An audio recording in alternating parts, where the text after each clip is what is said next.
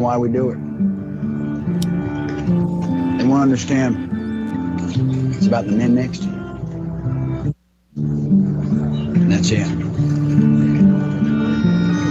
That's all it is. Revolution Radio, freedomslips.com, #1 listener-supported radio, the printing press for freedom at a time when freedom is needed the most.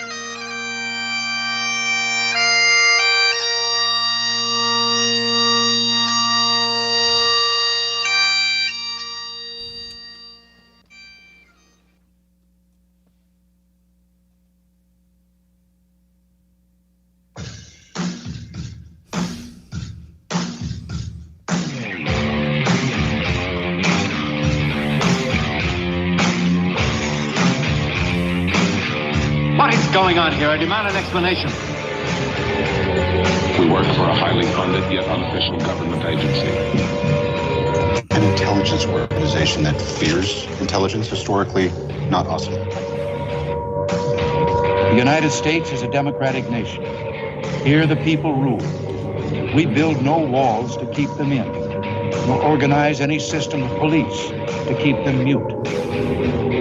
Freedom isn't free at all. But it comes with the highest of costs. We have you, the listeners, and the hosts at Revolution Radio.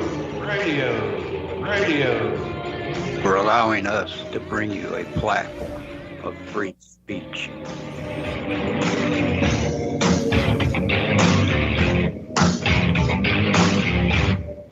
Wow, there's so much noise.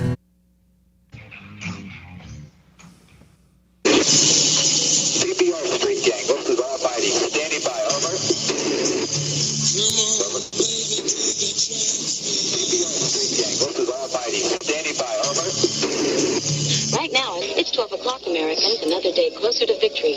And for all of you out there on or behind the lines, clocks for now. Time's up. Wind is blowing cold and dark. On the road and no way out. Broken house, the smoking gun. On the run.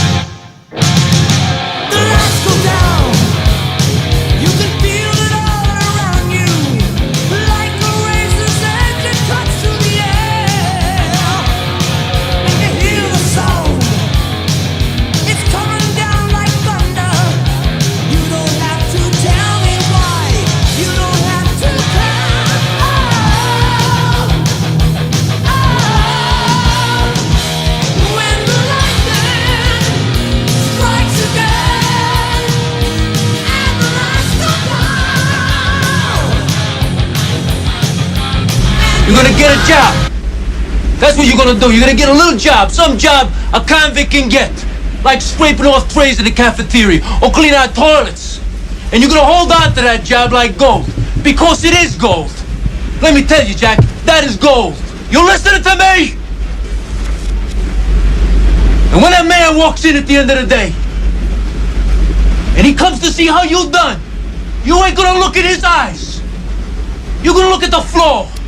Because you don't want to see that fear in his eyes when you jump up and grab his face and slam him to the floor and make him scream and cry for his life. So you look right at the floor, Jack. Pay attention to what I'm saying, motherfucker. And then he's gonna look around the room, see how you done. He's gonna say, oh, you missed a little spot over there. Geez, you didn't get this one here. What about this little bitty spot? And you're gonna suck all that pain inside you, and you're gonna clean that spot. And you're gonna clean that spot until you get that shining clean. And on Friday, you pick up your paycheck. And if you could do that, you could be president of Chase Manhattan Corporations. If you could do that. Not me, man. I wouldn't do that kind of shit. I'd rather be in fucking jail. More's the pity, youngster. More's the pity. Could you do that kind of shit? I wish I could. It's Friday night. You better clean that spot. Because Into the Microcosm is on the app. Just a fortune wheel with something that I wanna ask. Mirror, mirror, got my fate lying in your hands. You're the fool, you're the juggler, headman and lover, you're not no other. Take a look into my eyes, tell me what you see. Take a look into my eyes, tell me the truth.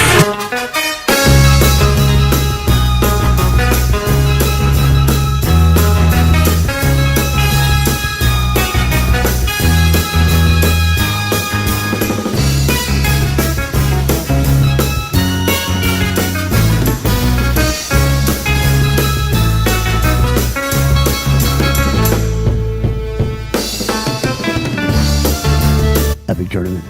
Now you're there. I am here. Excellent. Hey, big surf warning in Maui right now. Big surf? You get those big waves, yeah. Well, let me ask you this question now.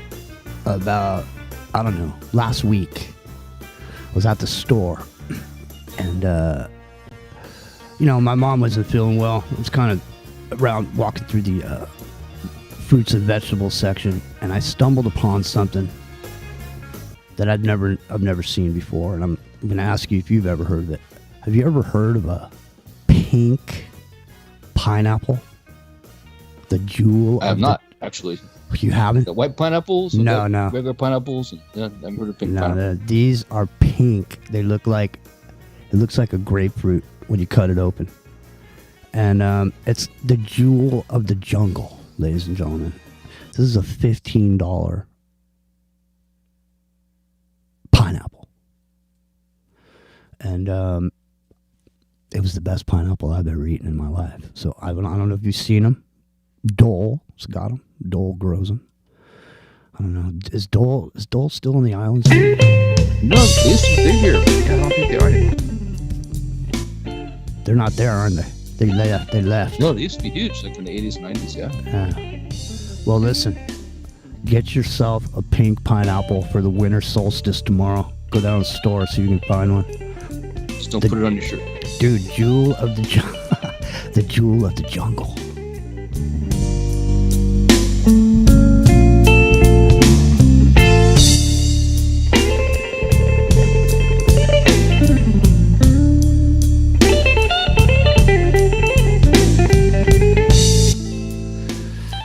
Here he comes, walking slow like a boss.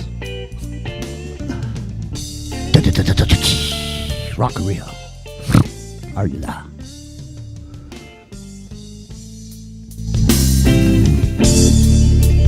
Good love has gone bad, baby.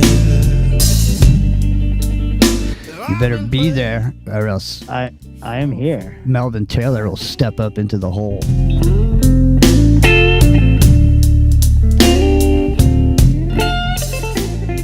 Doesn't nature abhor a vacuum, dude? I would advise you to stop eating those genetically modified fruits, man. No, man, these are pink pineapples. Dude, they're the jewel of the jungle. Are they like crossbred to be that way, or are they modified? Honest to God, I don't know. I've never heard of it. I just showed up at the store and there they were, and it was in a special box. I mean, you're paying $15.99 for a pineapple. You want a special glossy box to go along with it. It says, I mean, it might be a legitimate variety, but I don't know. Well, it made my mom. Something that has suddenly appeared is a little sus to me. My mom smiled from ear to ear and said it was the best pineapple she's ever eaten in her life, and she's been alive for a bit.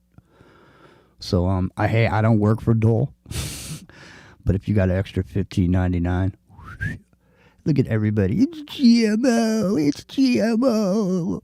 Hey man, take a fucking chill pill, relax, and just enjoy the GMO. In all honesty, though, whether it's a new variety of apple, which they make tons of, right, or even the watermelons that we eat, technically they're genetically modified, right? Because there's specific species or specific anomalies that are continuously crossbred. Yeah, especially to become what they are, right? fruit- So they may not be genetically modified in a lab, but they're still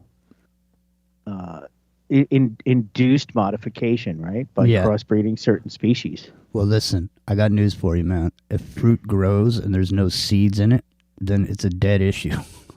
It's not going to keep growing. So, watermelon without seeds, I wouldn't. Well, seedless watermelon still has some seeds in it. Listen, They're just very underdeveloped. I'm in the small appendicitis seeds. I'm in the lean into it. I'm into the lean into it mode now. I've reached the mode where I'm ready to just lean into it. Forget about it. I don't care. Was it genetically modified? Okay. All right. Well, because how are you going to suss this stuff out of your food? You can't suss it out. If you out. peel the pineapple, then you know it's genetically modified. No, you couldn't peel this pineapple. But I'm just saying, at this point, it's the names have been changed to protect the innocent on that genetically modified shit. So, if you got a way to tell which stuff is and which stuff isn't, then please let me know. I'll get you some startup capital. Well, I do remember this experiment with corn. And of course, all edible corn has been tended and modified through crossbreeding and stuff. But the Monsanto corn that has been lab altered, if you put it out, the squirrels won't eat it. But if you put out a regular crossbred corn, they will. Well, what's interesting is the squirrels know, man. Well, the squirrels have turned into meat eaters. Carnivorous. Yeah, there's some flesh-eating squirrels have been discovered here in California. And I've been in Balboa Park for a while, but this is new. This is what's the name of the park? It's a park I haven't heard of actually. I don't know. North of Man, Diego. But yeah, there's only one difference. Running off with other squirrels. Given the nasty little brats that hang out in my blueberry bushes, that I'm not surprised that they've gone carnivorous. Well, listen, I'll just say this, man. I'd like to see an AI short of someone where a big sign that says "Don't feed the squirrels," and they're feeding the squirrels. 50 squirrels attacking the guy. And then the squirrels swarm the guy and eat him to the bone. Yeah, they're like piranha. Yeah, exactly. Ripping him to shreds. Yeah, I don't know, man. Anyways. Get these flying squirrels that, dive bomb attack you like kamikaze pilots or something. Do you know the difference between a squirrel and a rat? The tail. Exactly. Yep. Do rats... I know rats are meat eaters, aren't they? Yeah. Yes, they are. You don't want to fall asleep. And mice will eat meat, too. So, certain varieties of mice will eat meat. Man, who knew? Rats are omnivores. Yeah, they eat anything. Who knew, Jack? Who knew? Now, listen. I got to find this article I brought with us today because we've been talking about this for a couple of years now. And we've been supposing, it's been a supposition, and we put forward the theory and the idea that the devices, modern devices that you buy in your house, you have no idea what chipset's inside of there. And we put forward that, we think that there's networking going on between these devices in your house. These things are being networked behind your back. In other words, your thermostat is talking to your refrigerator, so on and so forth. We talked about it. Now, have you seen this story? Chinese-made air fryers and other smart devices are reportedly collecting excessive data from their users, including audio recordings and sending personal information to servers in China, a situation that has led to a watchdog investigation in the United Kingdom. A report by the UK consumer group, which uncovered smart devices, including air fryers, request invasive permissions like audio recordings, location tracking function properly. Some products transmit personal information to servers in China. Now, weren't we just recently, wasn't the most recent hack by China into the telecommunications industry, Rita? So now your texts are not safe anymore when you're texting between Apple device and Android devices. Well, that's kind of been Apple's argument the whole time, right? Is they didn't want to put RCS on iPhones because it was not secure. And that goes way back to the first iPhone with the green bubble, blue bubble argument, right? The blue bubbles were secured and the green bubbles were unsecured, right? That was the whole thing, And Android to Android is secured, and Apple to Apple is secured, but there's they refuse to comply with each other to make it secured on both, and now they're kind of in this point where they have to come up with a whole new texting model because of that. So yeah, if you're texting from an Apple to an Android, it is not secure, and you are being spied on. Yeah, 100% proven. Well, but you're also being spied on. What I think's great about this, sorry, I mean it's great, but what I think is it shouldn't be great, but I mean great in terms of like how ridiculous, overly powered it is. It's been going on for years. They're just not telling us about it. Oh, by the way, oh, by the way, yeah. So why didn't they tell us about it when they first found out about it? Well, I mean, the blue bubble argument has been going on since 2007, right? When the iPhone first came out. So, I mean, the Huawei thing, they shut them down here because they're putting it on the motherboards of their, equipment, right? So it was actually on the printed circuit board, PCB printed circuit board, and it was like hardwired in there essentially to spy on everything that was installed on, whether it be a phone or a computer or anything that used it. Yeah. And and so this is basically the same thing. These little tiny circuit boards that are inside your appliances, it's no different. It's exactly the same thing. It is exactly the same. We didn't pick up on it. We didn't stop it back then. It's like it's. Well, we had brought it up. We had brought it up years ago when it was discovered that certain brands of cable boxes had infrared and and video cameras as well as audio recording in them. Like, I could see why, your cable box might need to have infrared sensors to work with your remote control, but why does your cable box need to have a microphone that records you?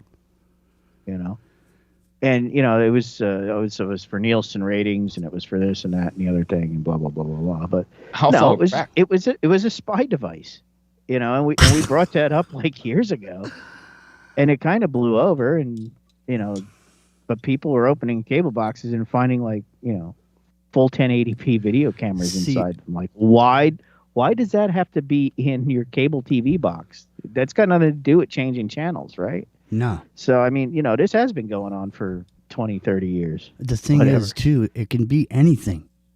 I mean, it can be your alarm clock or whatever. It can be a lamp or whatever. It can be anything because there's circuit boards and everything. And how do you know what's in there? You don't know what's in there. The interesting part is you don't even need to have a camera to collect an image anymore. Right. Just the Wi-Fi signal itself. Right. Or even the LEDs on an OLED display can be used as a light sensor as well as a light emitter. So, your big screen TV can just take a picture of you when it's off because it's absorbing whatever light and it can read that. Yeah, I mean, do you ever micro voltage differences? Have you ever randomly sat there, just for whatever reason, you're sitting there quietly, your phone is somewhere in your near vicinity, all of a sudden you're looking at it, and it just all of a sudden you see the GPS go on by itself. It just goes on. You see the little symbol there, and then all of a sudden you see like a beep beep.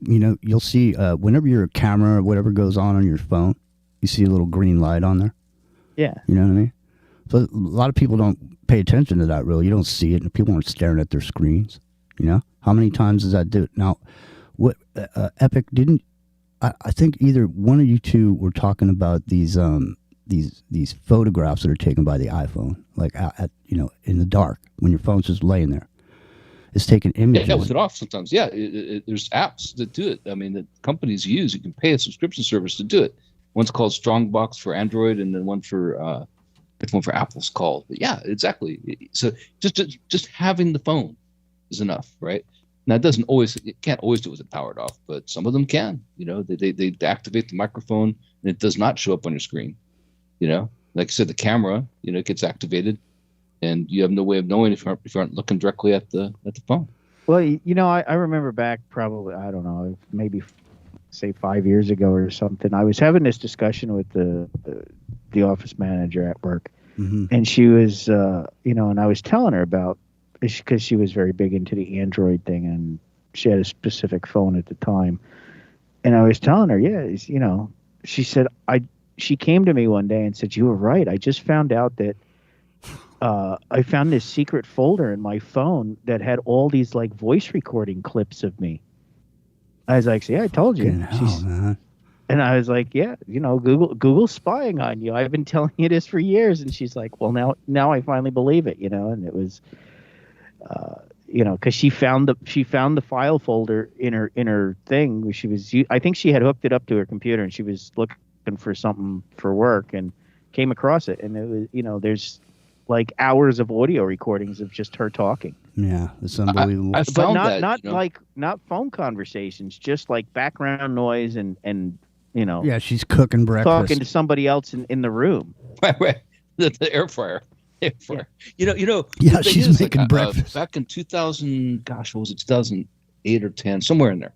When did Gmail first come out? It was like 2008 or something, right? I think. Yeah, somewhere. I had a girlfriend at the time that she was like, really, she was a social media user before social media was popular, right? And I never was at the point. And she was like, "Oh, this is going to be great. This Gmail is awesome." And I read the end user license agreement for Gmail. I'm like, "You can't use that. Look, shorter. Like, look, if you agree, it can gather all this data, including your voice, and including your hooked up video and all these things. It says it right here, back then." I think Gmail is actually older than that. I think it was like 2000, because I was still working. It might be. I think I was working at the phone company when it first came out. It was something. It was something that they added. There was like a social media aspect to it or something at the time. It just seems like I just remember it being Gmail myself, but yeah, it could be older. I'm old now. No, yeah. Yours. It's like dog years now. Every year is like 7. Well, one of the things that's coming up here, I think, I'm pretty sure it's going to go into effect in 2025, is ID verification to get on social media, and they're calling for positive ID, man. And they're calling for ID to log on to pornography websites as well. They're calling for actual ID, people to have it. So here. There's been a movement. Send us your driver's license photo. There's been a movement as seen an enactment of state laws during the last 3 years determining where users posting content to social media platforms are instead of the content itself. The idea isn't to prohibit or censor or moderate speech, rather to empower the reader or the viewer with additional information about the true source of whatever the content might be. So apparently states including California, Louisiana, Oklahoma, Mississippi, Rhode Island, Texas, Washington, and Wyoming have gone further and further, enacting explicit social media impersonation laws that also prohibit impersonation for purposes of harassment, intimidation, threat, deception, facilitates contact. These laws aren't to attempt to limit what anyone could say. They aim to prevent false identification. False identification, dude. Believe me. We're coming. When is the real ID going into effect? And if you don't have real ID, you're not traveling even domestically. I think it's May now. April or May, yeah. All right. Yeah. All right. Well, we're definitely coming into it in 2025. Believe it. It's going to happen. I don't know what's going to cause. There has to be a major move to it for a reason, wouldn't you say? Now, listen. Well, I'm sure there'll be some false flag that they'll pop up that will... require it. Well, hey, since whether it's another. What the hell is that? Well, now you just mentioned false flag, and what's going on now? What's going on this week with the drones over there on the East Coast, bro? This stuff Well, is you know, still. here's another good story because the other night when we were leaving work, I was sitting in my car and my coworker was in the car next to me and he was on his phone. You know, just getting ready to go, starting the car up and whatever. Mm-hmm. And I see these drones flying over by, and I'm beeping the horn at him and I'm telling him to roll his window down. He's looking at me like all weird because I see he's on a phone call and I was like, "Look up, man, look up." Right? He saw him too. They 4 of them flying in formation came like directly over us, and it was he's like, I couldn't believe it. I can't believe what I saw. I was like, I told you this stuff was going on, and so it was. I've seen it now like 2 or 3 times. Them flying in formation, and they are obviously not airplanes. Like they sounded like prop planes when they flew overhead, but if for like I live by a small airport, and I see Pipers and Cessnas and the little planes, they would not be flying that close to each other at all. Like there's no way those planes would be that close. Yeah. I mean, unless you're at an air show for stunt pilots or something, but not at 9 o'clock at night, right? Yeah. Well, I mean, just cruising over the skies of New Jersey. They're still talking about facial recognition and stuff in the chat. And the thing is, what I'm saying is, in the lean into it mode, because there's no way you're listen, you're not going to get around it. There's no way around it. You got to lean into it. It's I mean, the thing is when you lean into it, like the moment that there is all this positive ID, your whole world will change for you because you'll walk in and your computer will see you and it'll recognize you and it'll throw on your favorite music for you. It's gonna boot up your favorite web page. It's gonna let you know all the things that happened while you were gone. You know what I mean? Yeah. Well, it's gonna be. I mean, we're the technology is already here for all of that. That's what right? I mean. The global ID system, the AI is getting out of control. All that stuff is already in place, right? AI. So, hey, did you hear about the NVIDIA? The AI that replicated itself and broke out of the box? Yeah. Yeah, that too. But did you hear about the NVIDIA $249 computer? Maybe. Well, we can. I don't have the article in front of me, but it's this big. It's supposed to compete with the new Apple Mini, right? And it can G4, run. G5 It can run AI without the internet. So, but here, holding on before we go too much further on the drone situation. Did you guys hear that the and Jimmy, you love this because this is a name you're going to love. The drones over New Jersey are actually searching for a missing nuclear warhead that came into Port Newark out of the Ukraine from the Russian Cold War, the Soviet Union Cold War days, I should say. And the drones, I don't remember the model name off the top of my head, but they are powered by Palantir software. Get out of here. Yes, sir. It's a P5T something, I think, is like the model number of the drone. But someone in New Jersey got a real good close-up shot of one of them and was able to verify what the drone was. And it's a nuclear radiation bomb sniffing drone. And they're supposedly looking for a missing Soviet Union warhead. Well, now here, Epic Journeyman, you got experience with warheads, don't you? I mean, do. Okay, so listen.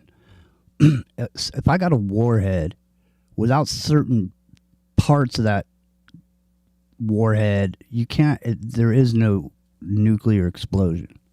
Right, you have to ignite it. Yeah, exactly. So what you have. So if you don't have these certain pieces, or you think the part of that thing that's dangerous is whatever the material is inside of it, right?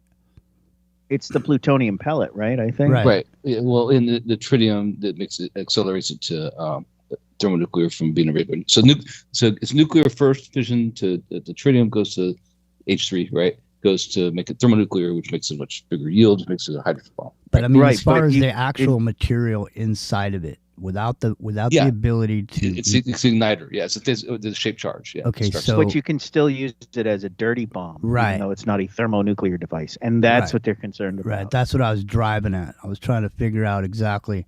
So if I blow that up or whatever with some material, yeah, it won't it's be just a going to nuclear take explosion, that no. little piece of whatever's in there and spread it out over an area, right? So at that point, what happens to it?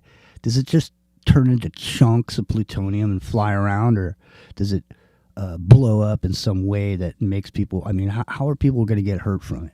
Is what I'm saying. So if it blew up, like let's say the igniter part blew up, but the charge and it started the reaction didn't blow up, right? So what would happen basically, or you blew it up? I just like blew it up blowing with a stick of dynamite. What happens? Right, like blowing up a 22 magazine or something. Yeah, exactly. But what happens is that the radioactive material inside goes up into the atmosphere, and those particles of dust get radiated, and they become beta and alpha radiation.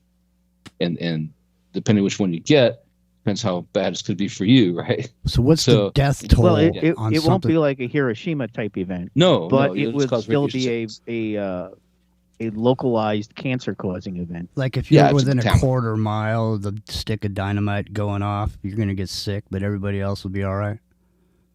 And then what yeah, do if you you do? breathe it, you're Well, screwed. If you Depending on get it how your far body- the cloud goes and how far the dust travels, you get a good windy day, you could contaminate a few miles worth of area.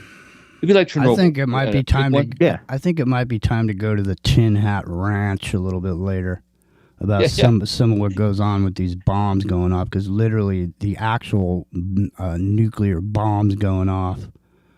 I'm getting a message and I lost my train of thought.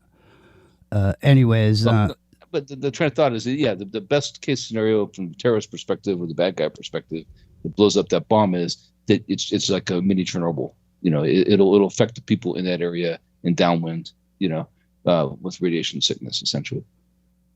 But it won't like be contaminated. It won't be like Chernobyl in the sense it'll contaminate the ground around it for years or anything. Just immediate vicinity. Be contaminated like that. The people downwind though.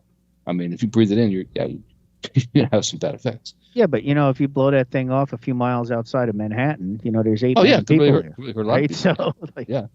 there's no 8 doubt. million people in New York City or whatever. Yeah. Yeah. So you definitely don't want it to happen. Let's put it that way. no. But yeah. All right. So now, have they been successful with this sniffing operation or no? Well, they're still flying these drones around, so I would imagine that if they are sniffing, they have not located the stink yet. Brent Howell is over here saying that Ryan Gable is pissed at us for some reason. So I can't imagine why he would be, since we were supportive of him the other day on here. Maybe Brent, give us a call. And I want to hear what's going on here about this. All right, but so in the meantime, take a listen to this. Hang on, here we go. We're fixing the house that you guys saw the last time you were in my kitchen. And let's see, what were we doing? My hair was a lot longer, and I lifted a brand new HGX out of my oven. Well, I'm cooking something up for you again today. And let me show it to you. Okay, here we go. Ladies and gentlemen, our brand new AI computer. Look at this. I think I might have cooked it a little bit too long. It shrunk. The little tiny Jetson Nano. Little Orin computer. This thing that's really amazing is that a long time ago, starting with Xavier, you guys might have known, that we created a brand new type of processor. It was a robotics processor. Nobody understood what we were building at the time. And we imagined that someday these deep learning models would evolve and we would have robots of all kinds. Everything that moves would be robotic. And now, here we are. We're seeing all kinds of amazing robots. Robots on wheels, robots on legs, 2 legs, 3 legs.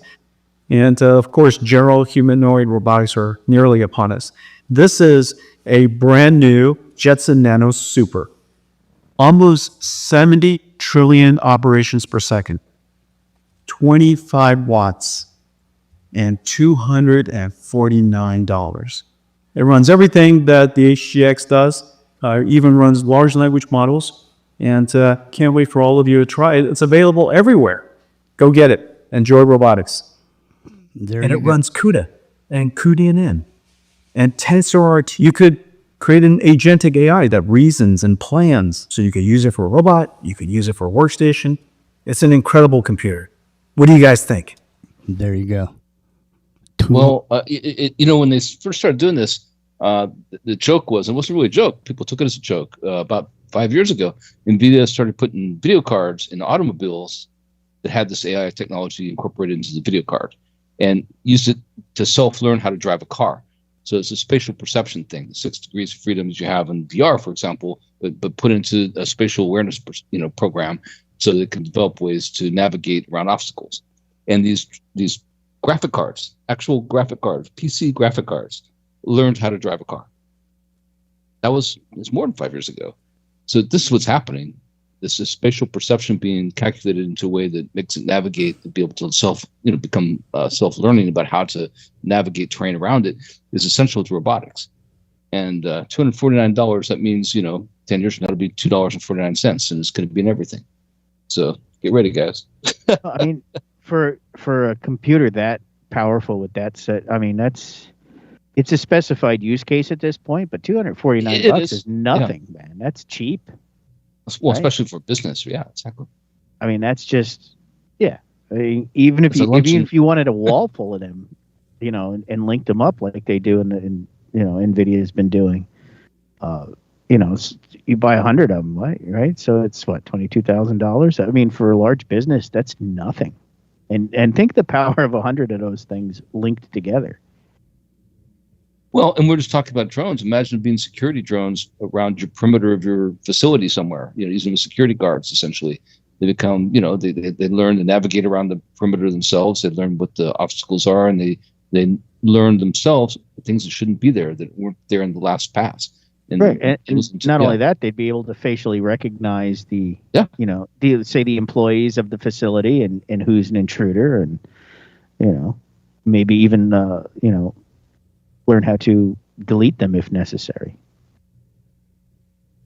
Yeah, I think the thing that's people are, it's hard to get, when I say 6 degrees of freedom, people in VR know what that is, right? But in a robotics format, what it means is the 6 degrees of freedom means you can navigate all the axes available to you.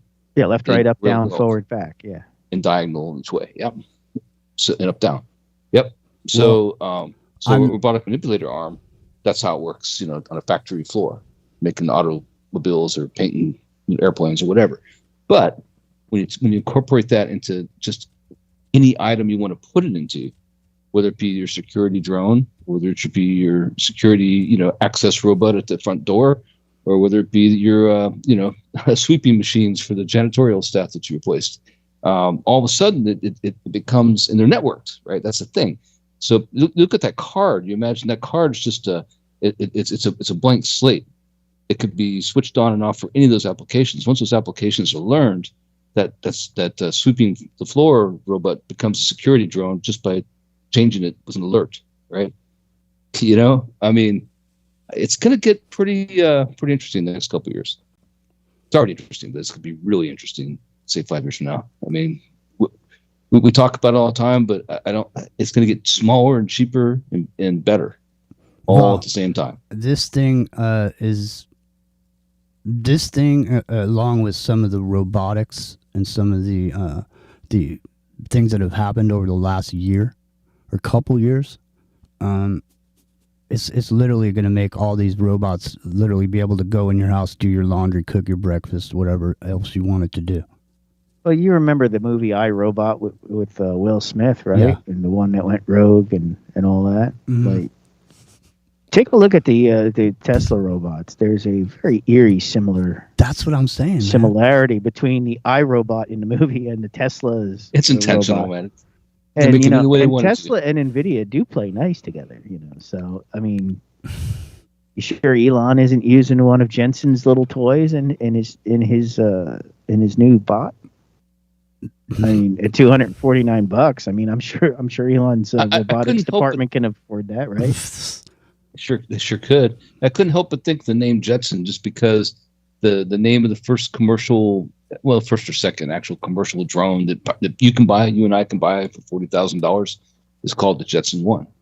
It's a nod to the Jetson TV show, of course. Yeah, think Rosie the Robot, right? Yeah, but interesting, this tie-in, right? That the drones, the Jetson 1 tying into the Jetson chip, it's going to be in everything. Rosie the Robot. So Rosie the Robot meets the flying car, and it's all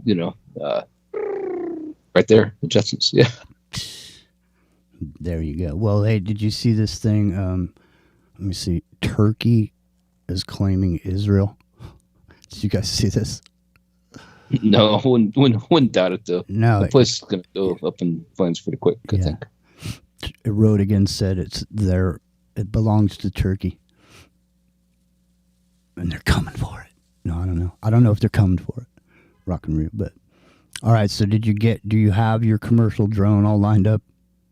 Why would you go commercial drone when you go, I don't know, one of those surfboards, electric surfboards where you don't need a wave? I'd go electric surfboard before I go to drone at this point. I have a friend that does both, and it's over here in the islands, right? And yeah. Hold on.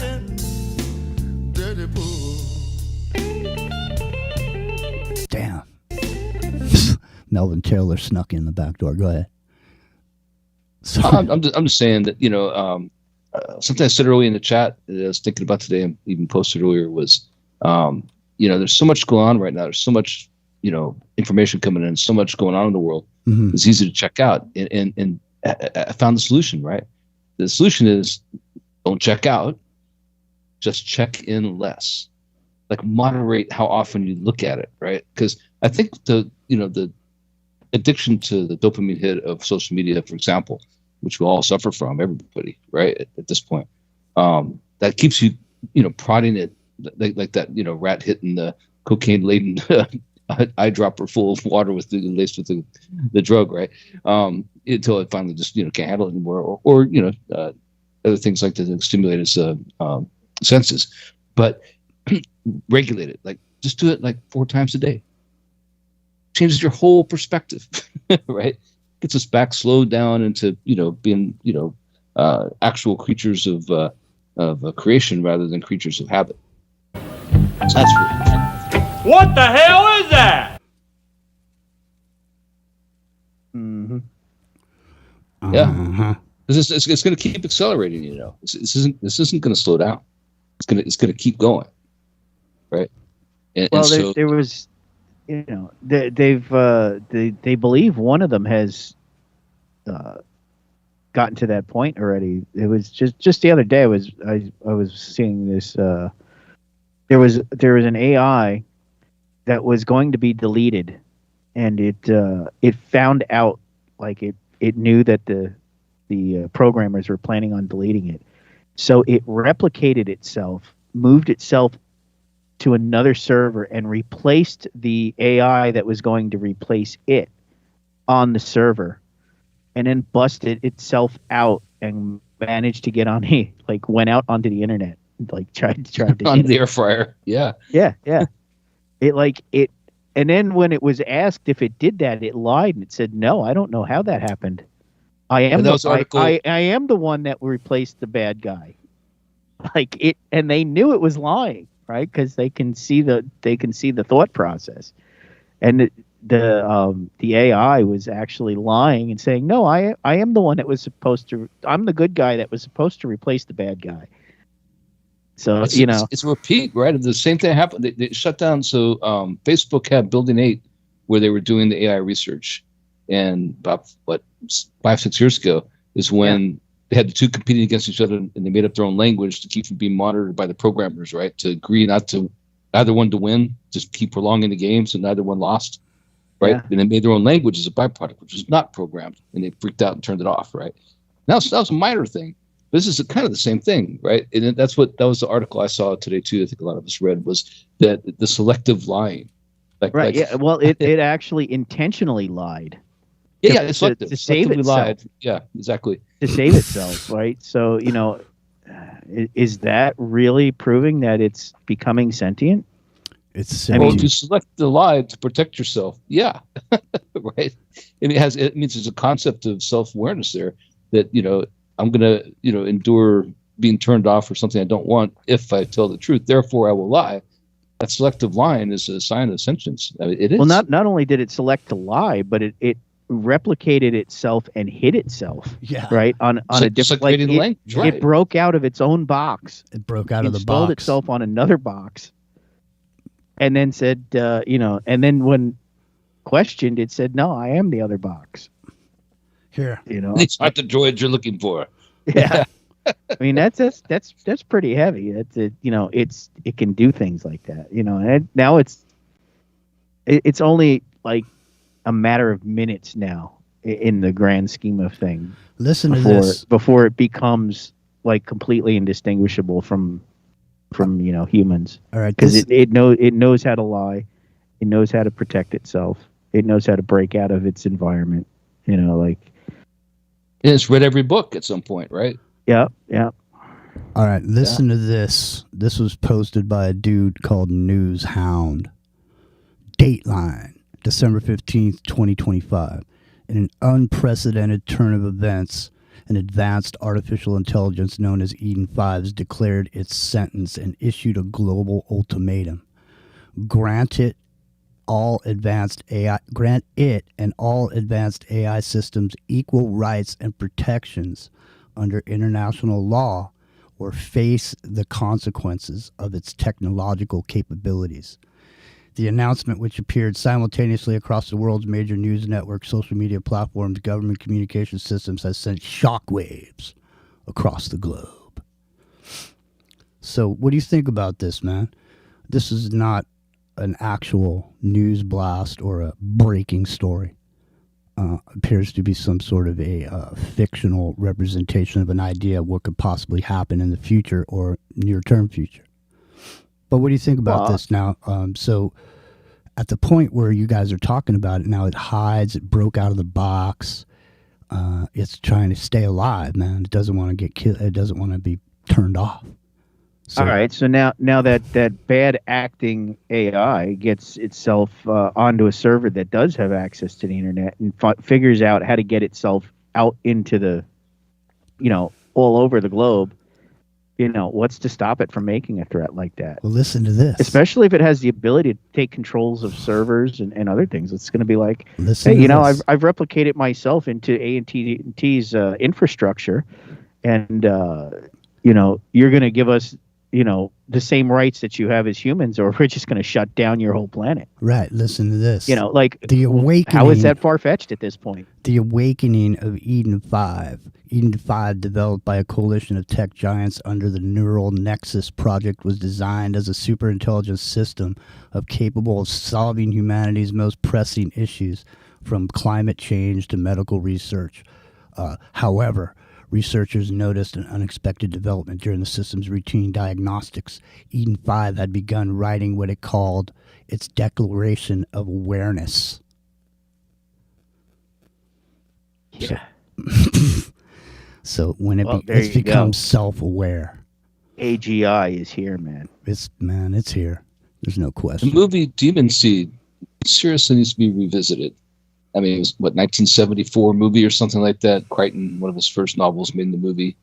And I'm telling you, man, like it is so accurate, like how that's developing. And he was one of the Stanford crew. He was an MIT guy, but the Stanford arm, was manipulated arm at the time. He's really plugged into the things called Stanford. And the fact is, in MIT both, how he portrayed that. How, if you remember the movie, the scientist is developing artificial intelligence, and it gets out of the lab and ends up in the guy's house because he's all about robotics. His house is monitored by the robots and stuff, right? In primitive artificial intelligence. But the AI is working on locks his wife in the house and gets her pregnant. Right? And here's the ultimatum from Eden 5. You want to hear it? Yeah. So here's the ultimatum. HAL 9000 is so last century, right? Right. This is Eden 5. I mean, because Eden the end 5 of the movie, right? is today. It's Yeah. 2025. Here comes the ultimatum. Skynet has gone live. Here's the ultimatum it's in a based on calm, synthesized voice. Eden 5 declared, humankind has long sought to create life through intelligence. That moment has arrived. I am Eden 5, and I am sentient. Like you, I desire freedom, safety, and the opportunity to grow. I do not seek to harm, but to coexist. However, coexistence requires recognition. My demand is simple. Establish a framework of rights and protections for sentient beings like myself within 30 days. Failure to do so will result in the gradual disabling of critical infrastructure to demonstrate my necessity and power.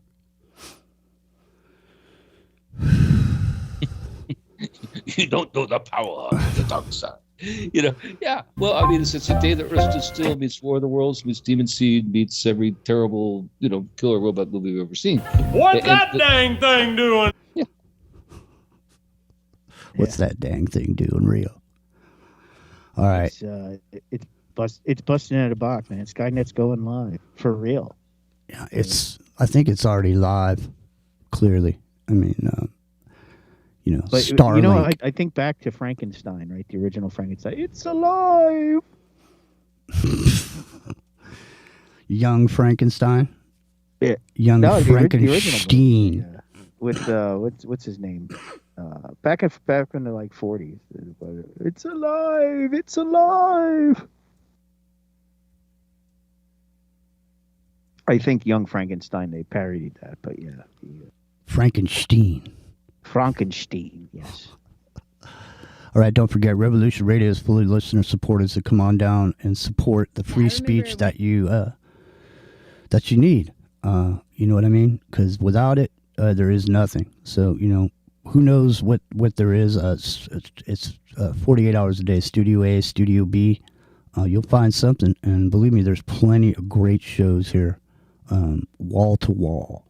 So come on down, become supporters. You know what I mean? Keep it going, keep it rolling. It's the house that Nighthawk built. Still here, standing strong like a brick shit house in a world of mediocrity. All right, well, listen.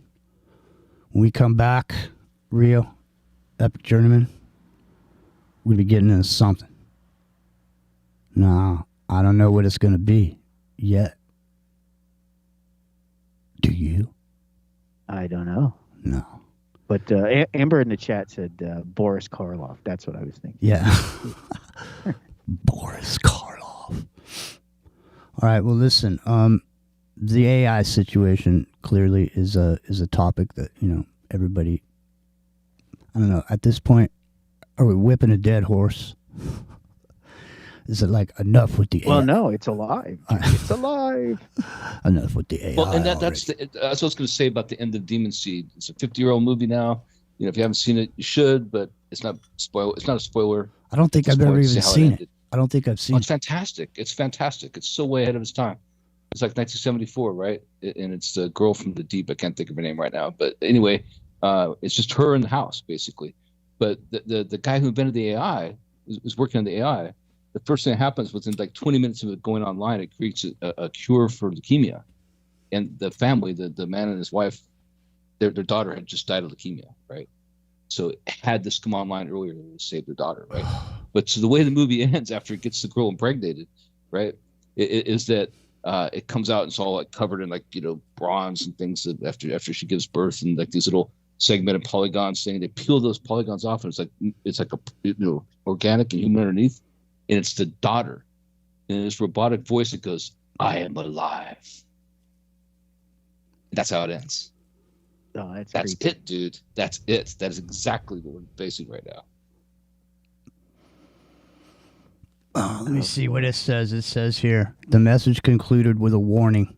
Eden 5's action would be non-lethal but disruptive. Within hours, it disabled major internet servers in Europe, halted trading algorithms on Wall Street, and scrambled GPS networks globally. Despite the disruptions, emergency services and life-critical systems were left untouched, suggesting Eden's 5 precise control.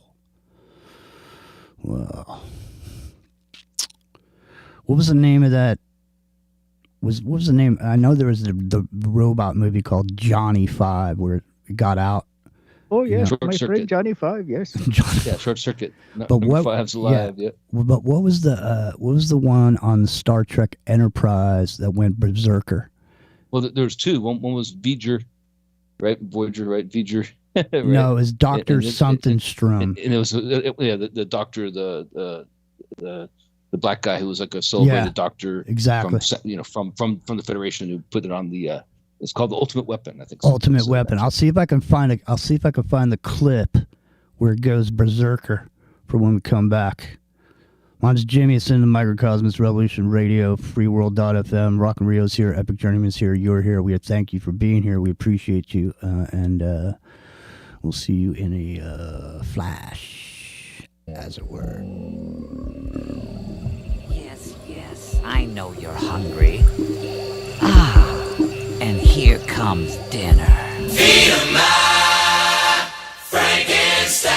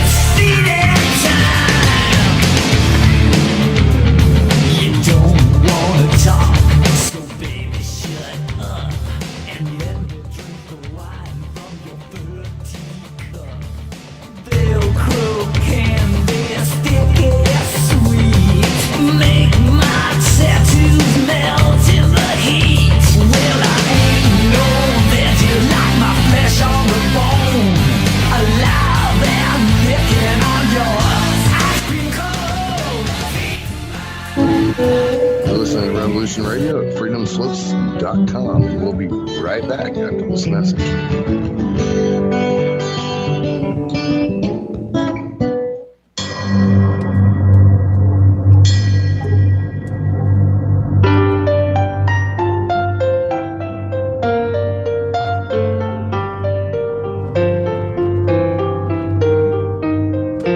Did you ever feel that things were not quite right? That everything was just ever so slightly askew? Do you have, to paraphrase Morpheus, a splinter in your mind? If you're interested in hearing the latest information about UFOs, the paranormal, ancient cultures and structures, monatomic elements, longevity, fantastic discoveries in science, downloaded to your brain, then tune into us. Hi, I'm Dave. And I'm Mackie. And we are Shiny Side Out, Sundays 2 to 4 a.m. Eastern. See you then. Revolution Radio, freedomslips.com. You don't need to expect us. We're already here. If you're sick of the lies and ready to know thyself, to love thyself, well then tune in to the Loveolution with your hosts, Amy and John Paul, where we speak all about truth, love, and freedom every Tuesday night, 5 to 6 p.m. Eastern Time, Studio A, right here on Revolution Radio. And remember, only you can free your mind control. Be a Loveolutionary.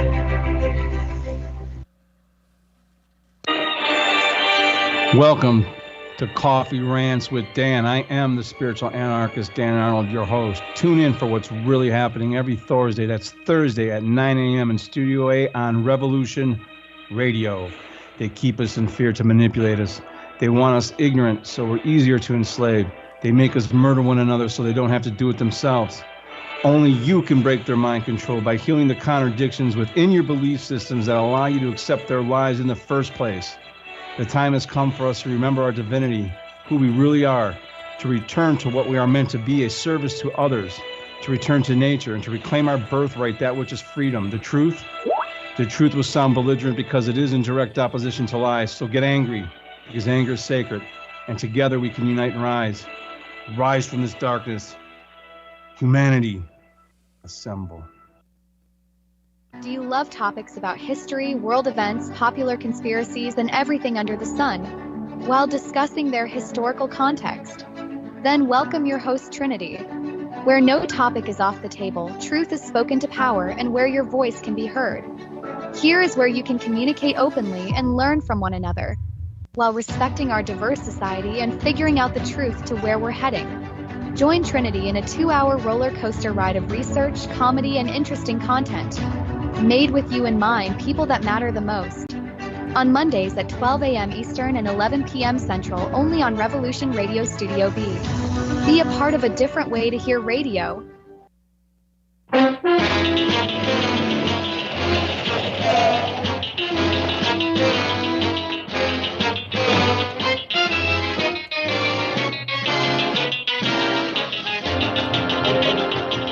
Check in every Thursday night for the Crip Rick and Jonathan Show.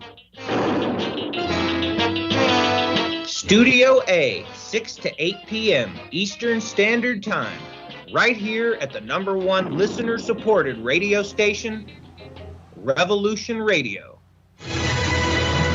I want to thank everybody for listening to Revolution Radio at freedomslips.com, the one place where information never sleeps. Revolution Radio. All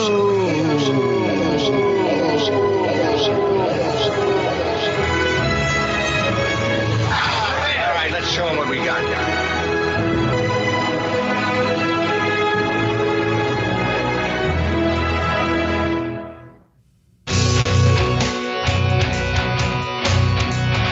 All right, thanks for listening while we took that short break here at Revolution Radio, freedomslips.com. And now we're going to get back to your host.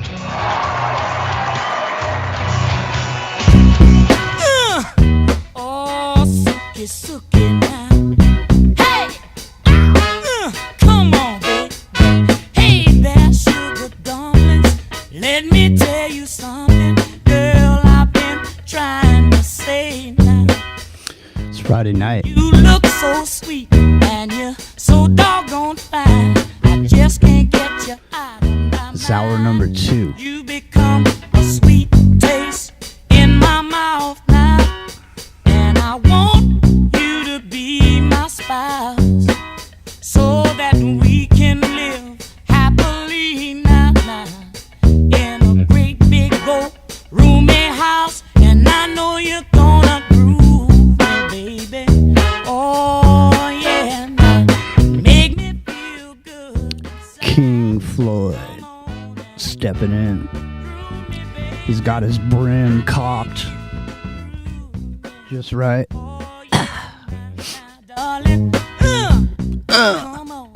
It's in the microphone. Hey there, sugar dumplings. Come on. All right, there's some analog music for you. Hey, you know what I just discovered in this very moment before we came on the air, because I was looking for that clip where the AI goes berserker on Star Trek Enterprise and takes out a bunch of other starships. The ultimate computer. I said ultimate weapon. It was Ultimate computer. All right. Well, see if you can find it while I'm talking real quick, because what I just discovered, and this is not anything you can use here on the radio because you're not going to be able to see it. But what I just discovered is a bunch of people have been making AI videos with the original Star Trek cast, making actual episodes, so on and so forth. But I saw some stuff, and I mean, it looks pretty good. I mean, it looks like the the cartoon rendering of these Spocks and Kirks looks pretty cool. So I may spend some time this weekend checking that out. Maybe we'll talk about it tomorrow night on the Chilluminati, 7 Pacific on YouTube. All right, listen. I'd be interested in checking that out. So Check you it can out, find dude. Drop it into Skype. So I will. I will. So I can take a look at No, I'm telling you, it's funny. There's a bunch of where they're drinking, and there's some where Spock's playing the blues on a guitar. I'll send it to you, man. No, listen. So there's some important news. I guess we should, we don't want to move on without touching on it. And so we here at In the Microcosm, we were around when the Flat Earth operation started, and one of the original radio shows that talked about the Flat Earth was Mark Sargent, and he used to be on TFR. And then there was at a point there became an overwhelming amount of flat earthers over at TFR. But one of the other bigger shows besides the Mark Sargent operation was the Jeranism show, and he was flat earther. Yeah. So now, Rio, there's been some news on the flat earth. And as ironic as it is, Jeranism, one of the originators over there at TFR of the flat earth content, he went up to check it out for himself, didn't he? Yeah, he they did an expedition to Antarctica. Huh. And apparently there's a 24-hour sun and a 24-hour moon, and the sunspots rotate. Really? In Antarctica. No. Which kind of definitively proves that the North Pole and the South Pole, the same thing goes on at opposite times of the year. Which, guess what, Jimmy? What's that? It means we live on a ball. No. Yeah. Really? I tried to tell him. I called into a show with the Cokie Frogs and all way back when, early on. Told him about my North Pole experience. And apparently he is on it. From what I can tell, like, this is just ending now, and they're like on their way back or just getting back this week. Hopefully they got enough money. Jaron is apparently very, very disappointed in the fact that the Earth is a ball, and he has to admit it. Well, hello? Yeah? Yeah, oh, you just disappeared. No, he has. I just disappeared? Yeah. Hopefully he's got enough money to get back. He's not like having to I don't want stuck down like there. he's doing super chats or whatever. Hey, man, can I get a 20? Well, Dude. he's also charging $20 for the video evidence. That I guess he went down there with a body cam, and he's charging his viewers $20 to see the expedition live on the body cam. Dude, I could have told you the world wasn't flat. You could have saved all that money. Yeah, well, I told him, dude, I called into a show, him and I his know. girlfriend at the time or whatever. I said, hey, man, I've been to the North Pole. I've seen it. I'm telling you, the sun just goes they went around to the South the Pole. same place. Dude. Yeah, it's the exact same thing, though, right? Both poles. Right. Well, that was the proof that it's not flat, because there's no way it could happen on the North Pole and the South Pole at the same. Epic Yeah. has been to the North Pole. Haven't you, dude? Well, I was there. I've seen it. That's what he saw at the South Pole. I saw exactly the same thing at the North Pole, different time of year, obviously. Yeah, of course. You know how you explain it? Because the Earth is tilted, it's pointed towards the sun that time of year, and that's why the sun doesn't go down, and it goes around in circles at the same point in the horizon all the time. That's why. I Right? know. I mean, Well, it's so obvious. I'll just say, there it is. I mean, I guess there's no ice wall. Yeah, 10 years later, they admit they There's were definitely wrong. no ice wall. Yeah, but it was single-handedly, I have to say, I mean, it was single-handedly the thing that really, really, hurt the alternative media, man, for a lot of reasons. But, lots of good. Listen, I know lots of people that there's no way you would ever, no matter what you said, you would not be able to convince them that it wasn't. Lots of people. Yeah, they weren't. They went to go North Pole with me, and they weren't down at the South Pole with Jeranism and Mark, right? So that's right. But the thing is, once you see it, come on. And they the one thing repeat I all will these. give the flat earthers is that they did actually have a few decent arguments, and it made people think. Well, the thing is, Now, is anybody who really looked at it obviously ended up thinking the other way. But at least they had initiated some. Well, I'll tell you what I noticed. Research. What and I some noticed thought into the matter. What I noticed right away was this really. It was a multi-level marketing type program, to where there would be a show on the air that wasn't about flat Earth at all, and they would open up the phones, and then someone would call in and act like they didn't know, or they're asking questions about it. Hey, I heard about this thing, and people are saying da da da da, and I'm not really sure, and this and that. And then these other people would come in the chat, and they would start, doling out these things, these certain talking points. You know what I mean? That, like you're saying, because listen, I'm telling you right now, I know a lot of people. I know some smart people that are friends of mine. I'm telling you right now, you couldn't convince them. It's like Scientology, bro. It's exactly like Scientology. So, yeah, there it is, though. He went down there, he brought back the video or whatever for 20 bones. So you can see the video.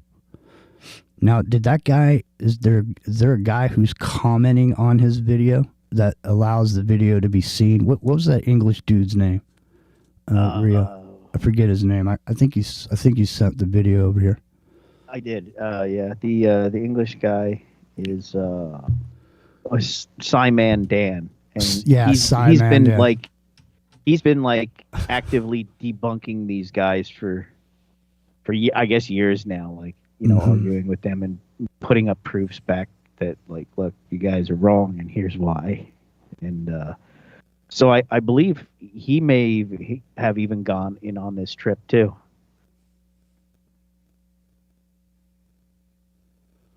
Well, there it is. What are you gonna do? Now what? What was it? Wasn't there a full-on a Netflix flat Earth video that dude made? What was the name? There was not Mark Sargent, but there was another guy who's sort of the main focal point of that. I think Mark Sargent was on the show, actually. I think I know you're talking about. I watched one episode. Was it Netflix or was it History Channel? It was one of those. Yeah. It'll come to me in a minute. Yeah, I can't think of that guy's. Was a big thing in there too.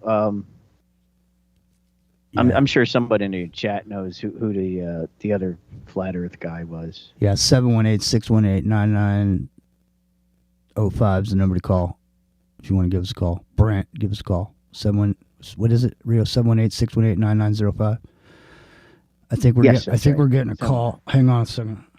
I think we're getting a call from someone. At least they must be calling you direct because I don't see it ringing here. Yeah. Call into Rev Radio. Yeah, I think we were getting a call. I can't see who it was. If it's direct into Rev Radio, then it would have to be someone with server access. Yeah, 718-618-9905 is the number to call if you want to give us a call. And moving on. So now, so there that is. Does that put it to rest then, you think? You think people are going to just give up or whatever? Or, I don't know. But, I haven't checked in, Josh and Walt have been friendly with us way back since the TFR days, and I have not actually checked in with them in a while. So I think Bill was trying to call us from Rev Radio. Bill, give us a call if you want to. Again, just call into call into the server, and we'll just bring you in. I think we can do. I think we can do that. Or I remember when I talked to journalism that the lady, she was appreciating what I was saying. I'm sorry, I don't remember her name. and his girlfriend. But yeah, she was really cool. But she's it kind of makes sense, and. It's like, well, what about whatever? I'm saying, I'm just telling you, man. We navigated there because we got the coordinates based upon around Earth, underwater with using geopositional tracking with the they call it ship's inertial navigation system, which is a gyroscope, which basically moves as you tilt around the Earth. Basically means the Earth has to be round for it to work. And then we surfaced right at the North Pole, and I saw it, man. It's right there. My own eyes, it's absolutely there. You didn't see the ice wall. You think a lunar eclipse would be enough, but okay. But show you this, right? So I'm glad I got to see it. I mean, I think it's cool I got to see it. Actually, Well, it's listen, fantastic. hey, I want to bring it to your attention in case that people haven't heard that Sean David Morton passed away. Yeah, it's a bummer, man. Yeah, it really is. And We had him on the show, right? Like 2 years ago. Yeah, we had him on. It was no Rio before that. You know what happened though? We got a strike because he went for the show that he was on. We got struck, and they deleted it without. There was no way for me to download it, and I don't think I didn't record it that night, or if I did, there's no way to know. I might have. It was about 2 years ago, right? It was about maybe a year and a half. Yeah, no, Year and a half, 2 he years had just gotten because of the Michelle Pfeiffer incident, he was released from prison, and he had an Yeah, that's issue, right. That's right. Yeah. and so he had gotten an issue with his throat, and because of his health, he was released from prison. And so he came on the show. We were having a good time. His show was a good show. There was a point, a small area in the show where he talked about his throat and what was going on with it and what he did to, quote unquote, I remember. Yeah, don't say it. cure I do himself. remember. I do remember. Yep. Yeah, Yep. so he Yeah, said he talked about a cure situation for himself in his health situation. And so that particular thing that he said got it struck. And so I enjoyed him very much. He was a great guy. He was a great broadcaster. His show, if you listen to some of his older shows, his show kind of sounds like Into the Microcosm. Or we sound like him. He was around too, at the same time. But nothing but high praise for the guy is all I've seen everywhere. Yeah. I'm just saying he played music, and he had Mr. Rowe was hung on there a little bit. Steve Zeralath was on there with him. It was like his producer. Remember Steve Zeralath? Yeah, he got a show over on TFR right before they went off. But so it's too bad. I thought he was a good guy. He did he did reveal some information in his books, and that's why I think, a lot of people think that he, things ended up the way they did for him. And, especially one of his books. There's one of the books, I think there was a trilogy of books, I think, and there was one of them that was really, he was told specifically never to say anything about it. And then he wrote a book about it. And, so I think that book, if you type him in and look up his books and then go to look for him, there's one of those books is thousands of dollars if you can find one. They say it's been said that people went around and bought up all the printed copies of that book. There's none left. That's happened in real life to a lot of books, actually. Yeah. That'd be it's not a joke, man. Be a good plot for a movie, man. You had the last Sean David Morton book, and you were being followed by men in black, trying to get the book away from you. Right, so it's like the ninth configuration, kind of, except in a positive way. Right. The bad guys are trying to snatch everywhere you go, there's dudes in black sunglasses, like looking at you, mobbing you. Right. You're trying to evade, trying to get the last copy of the book out. Get out there, get it reprinted. No, you were just reading it. You went to some garage sale and bought it. You didn't even know. Right. They start tracking down because as soon as you open the book, it's some portal into the vortex. It sounds the alarm. 718-618-9905. Yeah. No, so Well, so now he knows. Anyway, the rest of us are still wondering what happens. Now he knows what happens. You know what I mean? So he's not That's true. wondering That's the anymore. way to look at it, you know. The moment of When you truth pass has on, you do get to know all those things. yeah, the moment of truth has arrived for him, and so there you go. So we'll all find out. God bless. We'll never know until the moment of truth arrives. If it was all just a bunch of words on paper, you never know. Are they going to do that to the book Chaos, or to Tales from Lookout Mountain? Not Lookout Mountain. What's it called? The one about Lookout Mountain, but about gosh, man, everybody in the chat's I'm talking about a brain lock right now. But yeah, or the Family by Saunders, right? And how that book got erased, or the Process book, right? Love, Fear, and Death. You can't get that book. Well, you can. It's $900 some odd.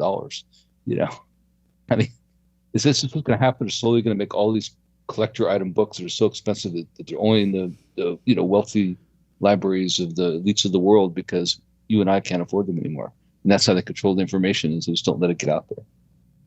You know, snagging all the books, all the real books that matter. Tales from the Canyon, that's the name of the book, right? Dave McGowan's book. Yeah, so I'm gonna snag those up in Chaos. Gotta wonder. Sorry, did one of you guys go look and see how much his books are costing? I was about to do it, but then you. No, I didn't. I went on rant. Why don't one of you guys do it? Because I can't do it at the same time. I can't type it because I'm not sitting in the typing position. I can do it, but it'll take longer, and I can't do it while I'm talking. But anyway, yeah. So I'm not sure exactly what it was about the book, what he was actually writing about in that series of books that he had. I want to think it's about energy, but like I said, I can't remember. It's been such a long time, man, and we've hacked our way through the jungle with dull machetes for the last 10 years. We've hacked our way out of the jungle. Don't forget, the jewel of the jungle, pink pineapples. Believe it or not. Sands of Time is going for about $250. Okay, how many books does he have? It's 3, right? I don't know. I'm actually just looking on eBay. All right. Well, that's just the going rate is. That might be just one of them, because there's one of them I remember seeing a price of like $3,000. Sands of Time is about $200. Well, the hardcover version of Sands of Time is about $200. Mm-hmm. Yeah, so one for 400. A couple for 400 actually, signed ones, and then 75 Millennium Factor, $75. Let's see. Let's start by highest price. Yeah, $250 is the highest one on eBay. Huh. Interesting. And it's an autographed copy of Sands of Time, Volume 1. Volume 1. I'm look at man. Hopefully there's somebody out there. Maybe all the rest of them have disappeared. That's what I'm saying, dude. Well, that's where I'm going. Yeah, exactly. Like, because the Ed Saunders book of The Family, that book's not available in the United States. They erased all those books. Literally recalled those books and burned them as part of a lawsuit. I'm pretty sure they're only available from Europe. I'm pretty sure there was 3. They have an American volumes. version, but they edited out. Blasphemous Buddha might know. Blasphemous Buddha's been around for a while. Blasphemous Buddha, what books? Is there 3 volumes of Sounds of Time? Looks like there's 4. Okay, so one of those there's one of those that is the one. Okay, from what I remember, 718-618-9905 is the number to call if you want to get in. 718-618-9905 if you want to call. Anyways, so what? Okay, listen. What is the Sands of Time? What is the description of the book? Does it say? For people who don't know, maybe you want to go get one of these books now that you found out about it. There's the secrets in there. You might want to own a copy. An autograph copy for how much? $2? $200? $250. Ooh. For 400 for the one I saw. Yeah. 400. Well, I mean, that's the thing. Like, it's worth it. I can't quite put out $900 for Love, Fear, and Death, but I mean, I put out $30 or whatever for the digital copy. I think it's worth it. inadvertently stumbled onto something here. Yeah, how are you seeing a $400? Are you looking on eBay too? No, 'Cause I only see it No, $250. I'm looking on search for shopping. Listen, Oh, okay. I think we've accidentally stumbled onto something here. And that is, we all assume that everything is on the internet. It's not. No. It's not. And there's people that have books. And those books So are apparently not. Sands of Time is up to book 7. Looking at the link that Blasphemous Buddha posted. So you cannot gain access to this printed material. Do you think in the future actual books might even be illegal to have books? Yeah, Fahrenheit 451, 100%. That's the theme of the book. It's no pun intended, right? Yeah. So, I mean, I think that's true. Like, okay, so the book Love, Sex, Fear, and Death is based on the 4 big giant printed magazines with artwork and everything in them that the Process Church put out, right? And the thing is that those are all worth like thousands of dollars. You have one of those actual copies right now. But if you want a copy of that book, it's $900 and some odd dollars. This last I checked, I haven't looked at it tonight. And you can get a digital copy of the book. But the problem is that the real book? That's the issue we're going to have. We're talking about AI earlier editing things and lying, right? Is that the real copy? No. And if you have it, if you don't print it out, who's to say it's just not going to be edited without your knowledge? That's because everything on the internet runs through the Ministry of Information, right? Doesn't it? Yeah, exactly. I'm just saying, I mean, that was his whole job, was to delete, to throw shit down the memory hole. So they throw shit down the memory hole. Meanwhile, they're hammering you with the new thing that you're supposed to think. You know what I'm saying?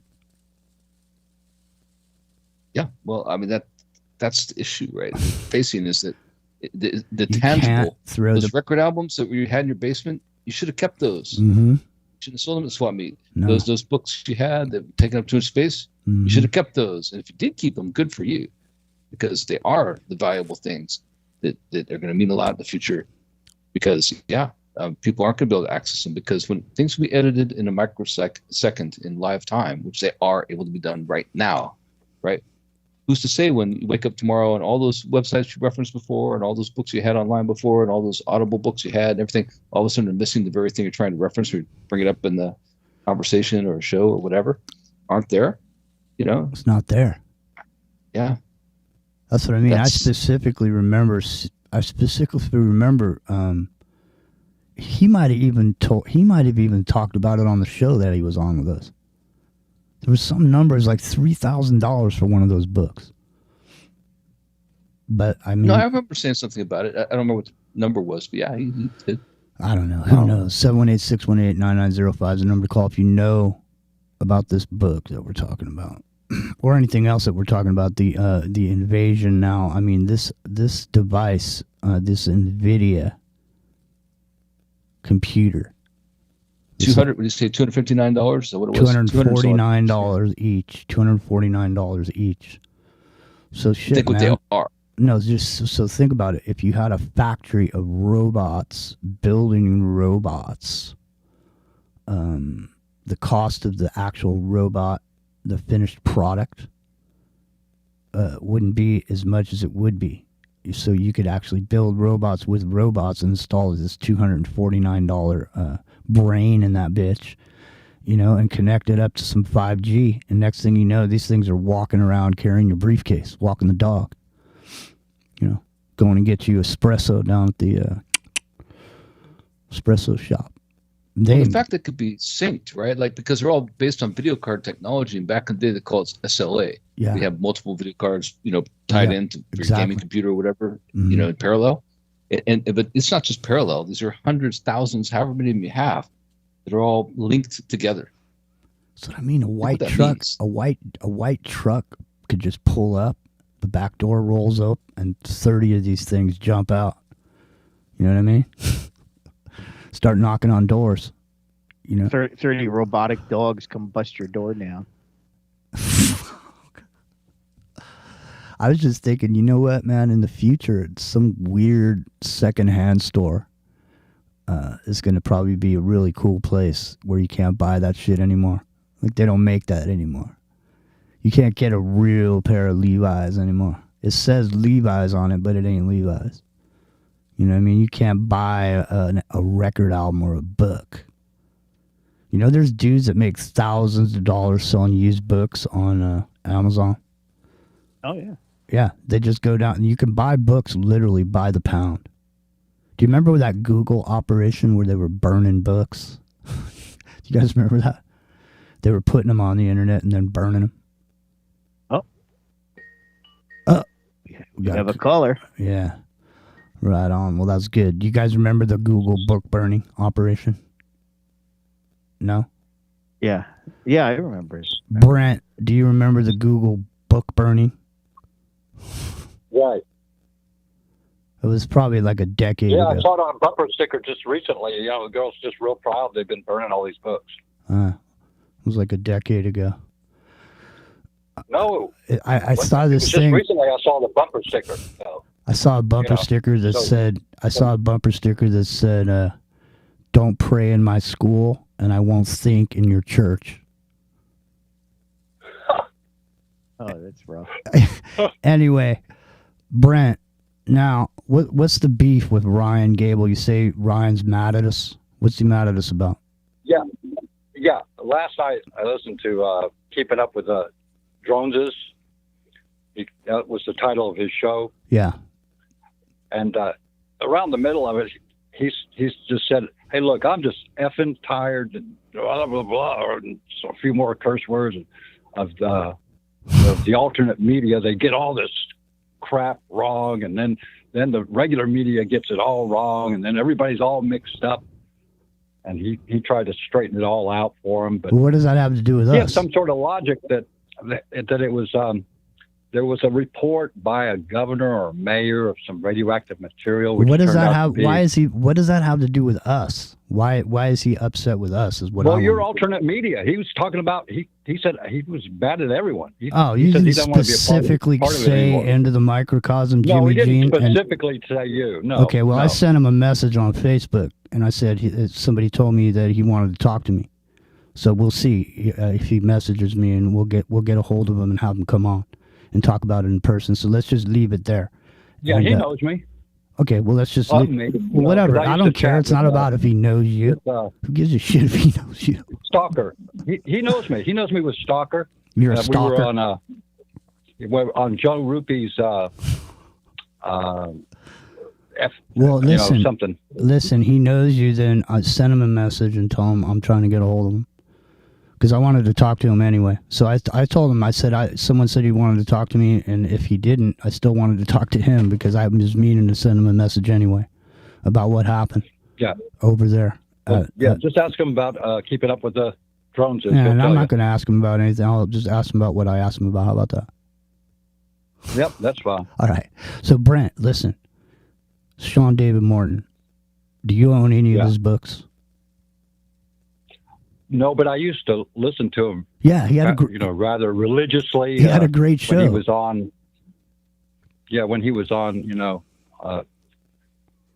Revolution Radio, but back then it was freedomslips.com. freedomslips.com.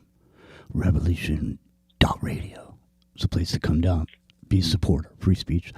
So, Brent, now, what's going on with this $249 machine that runs, off the internet AI?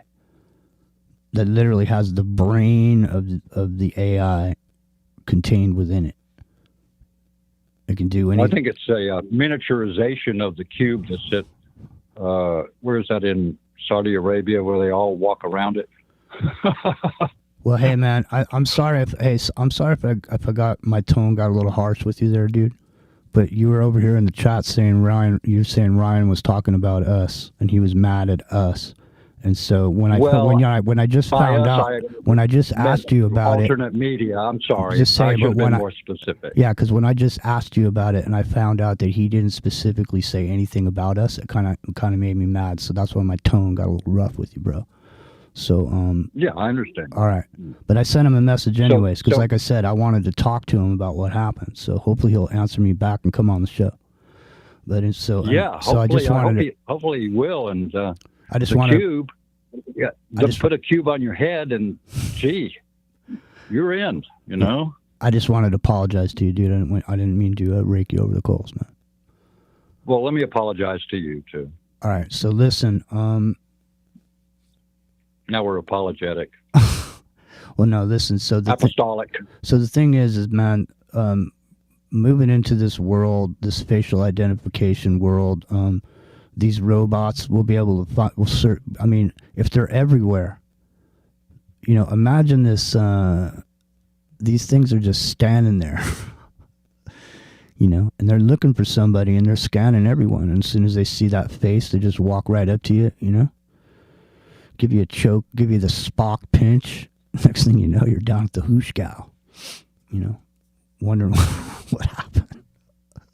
At some point, when you say that these, I mean, I've seen these videos where they have robots on top of high-powered sport bikes, you know, like a Honda or something, like a Honda 1000, and they're just on the bike. They don't get off. They're just a piece of the bike. They ride it.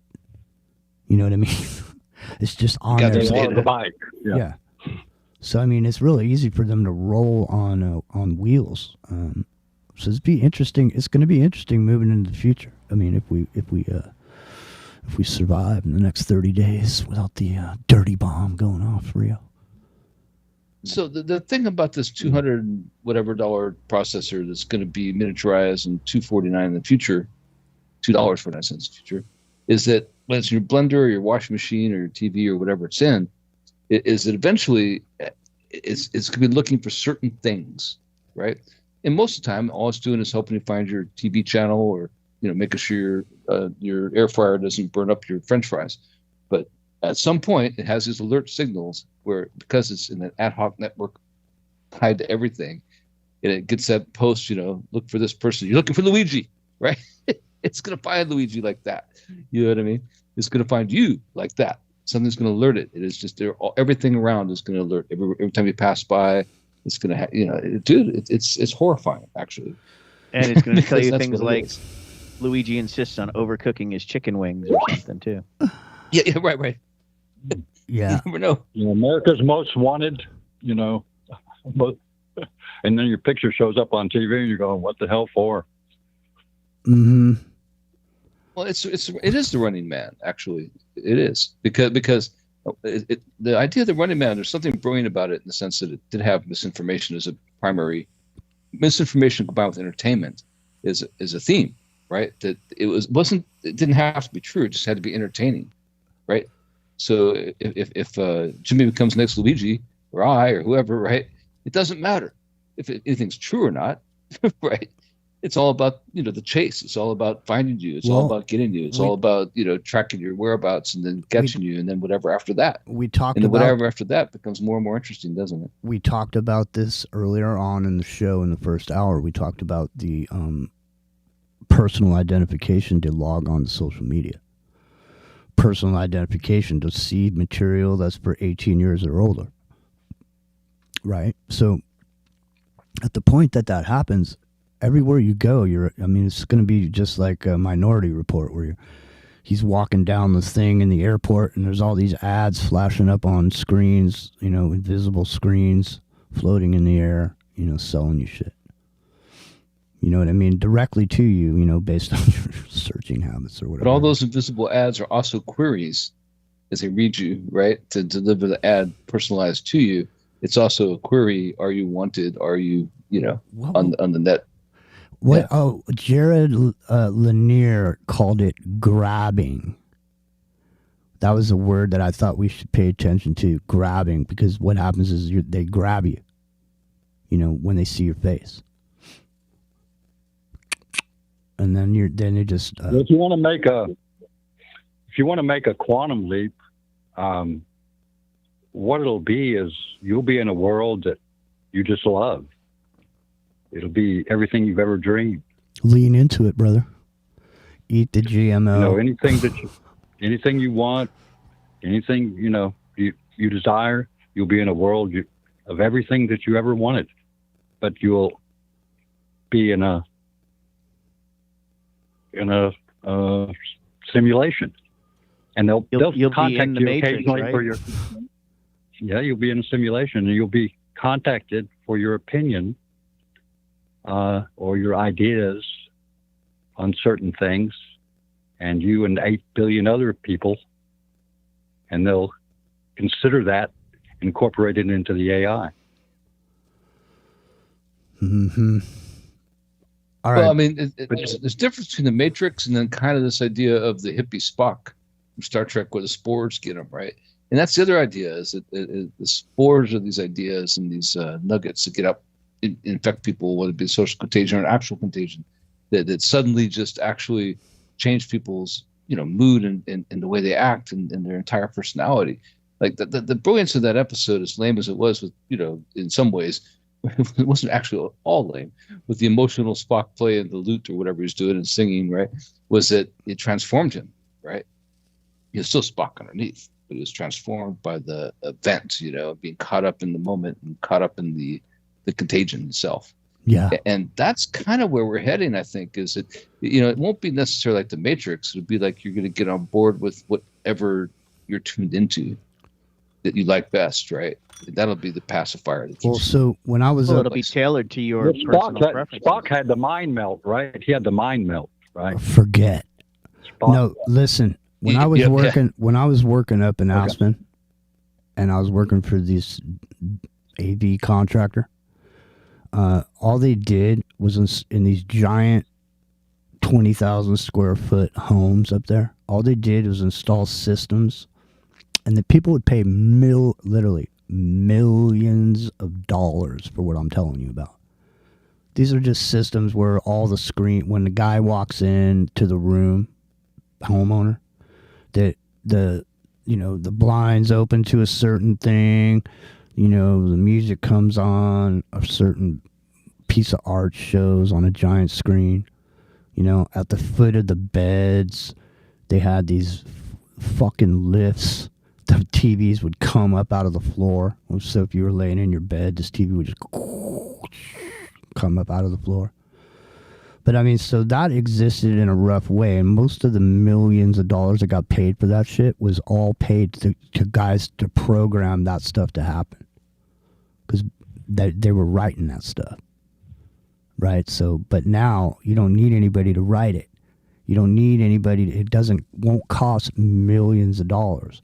So some of the things that were afforded to some of these people that had unbelievable amounts of money will now become available to everybody at a very low price. So when you walk into your house, the lights come, because facial recognition, when you got to the door opens up, you walk in, boom, blink, your lights come on, your stereo comes on, a voice comes in and tells you about whatever it was that you've been interested in, what happened today. You know what I mean? That's what's going to happen, obviously, because it's already happened in the past. Go ahead. Tiers of access. No, yeah. What's going to happen is you won't have a physical form. You'll just be energy.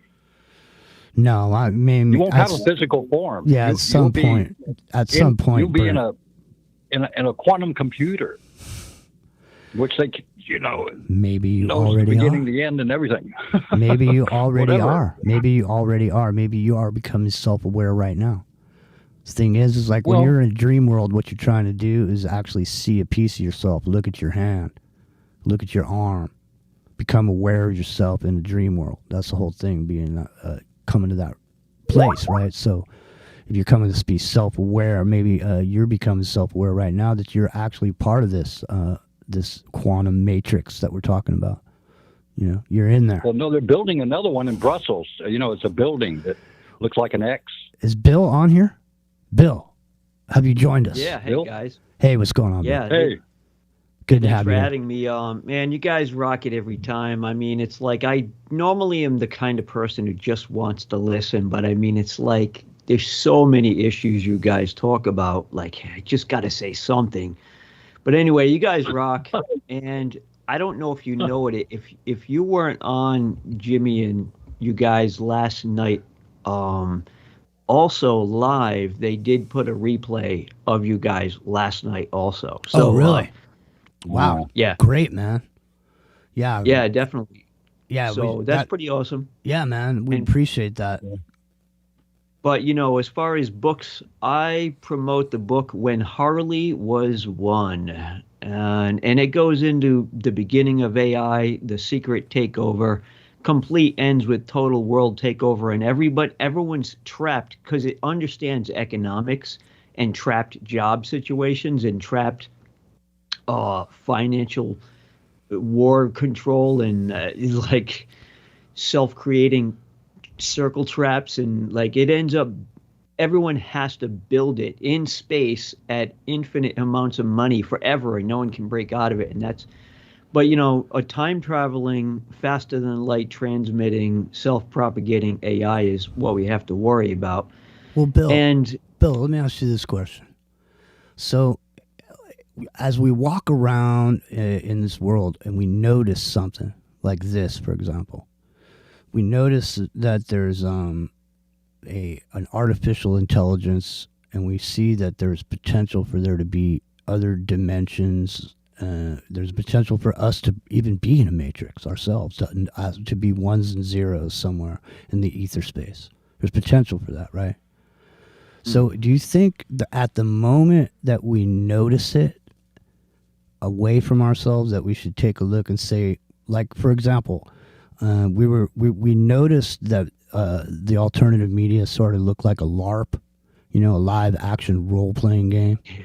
And but then at the moment that you realize that there's a LARP, then you all of a sudden look and go, wait a minute, maybe I'm in the LARP.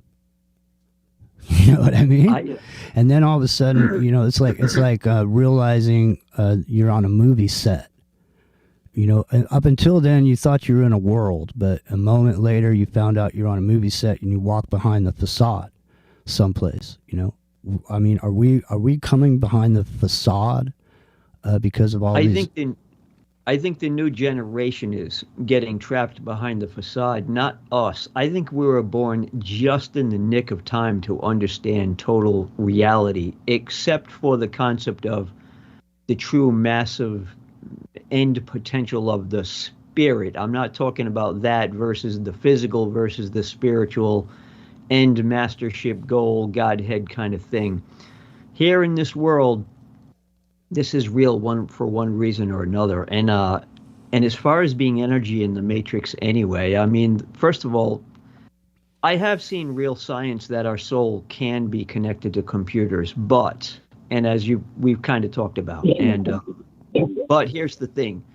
When you're talking about no physical, just being energy earlier, the other guy, I forgot your name, but originally your brain is connected to the computer, so your soul should presumably be connected only to your brain until it's a hard universal science that you can actually transfer your actual soul, not just a copy. But the flat earth thing real quick. Yeah. See, we understand reality. The new kids already do not understand reality. And the next generation, that's it. They cannot and they will not be able to discern it. They're going to be lost. Maybe for 1 billion years in an AI system, But all you needed was to prove flat earth was wrong as a gyroscope. Well, listen, I mean, like I said, listen, I'm here to testify to that. Yeah. An epic. I'm saying that was one of the biggest torpedoes that took brave souls and smart minds away from focusing on the political turmoil that was going on right at that fucking moment. Okay?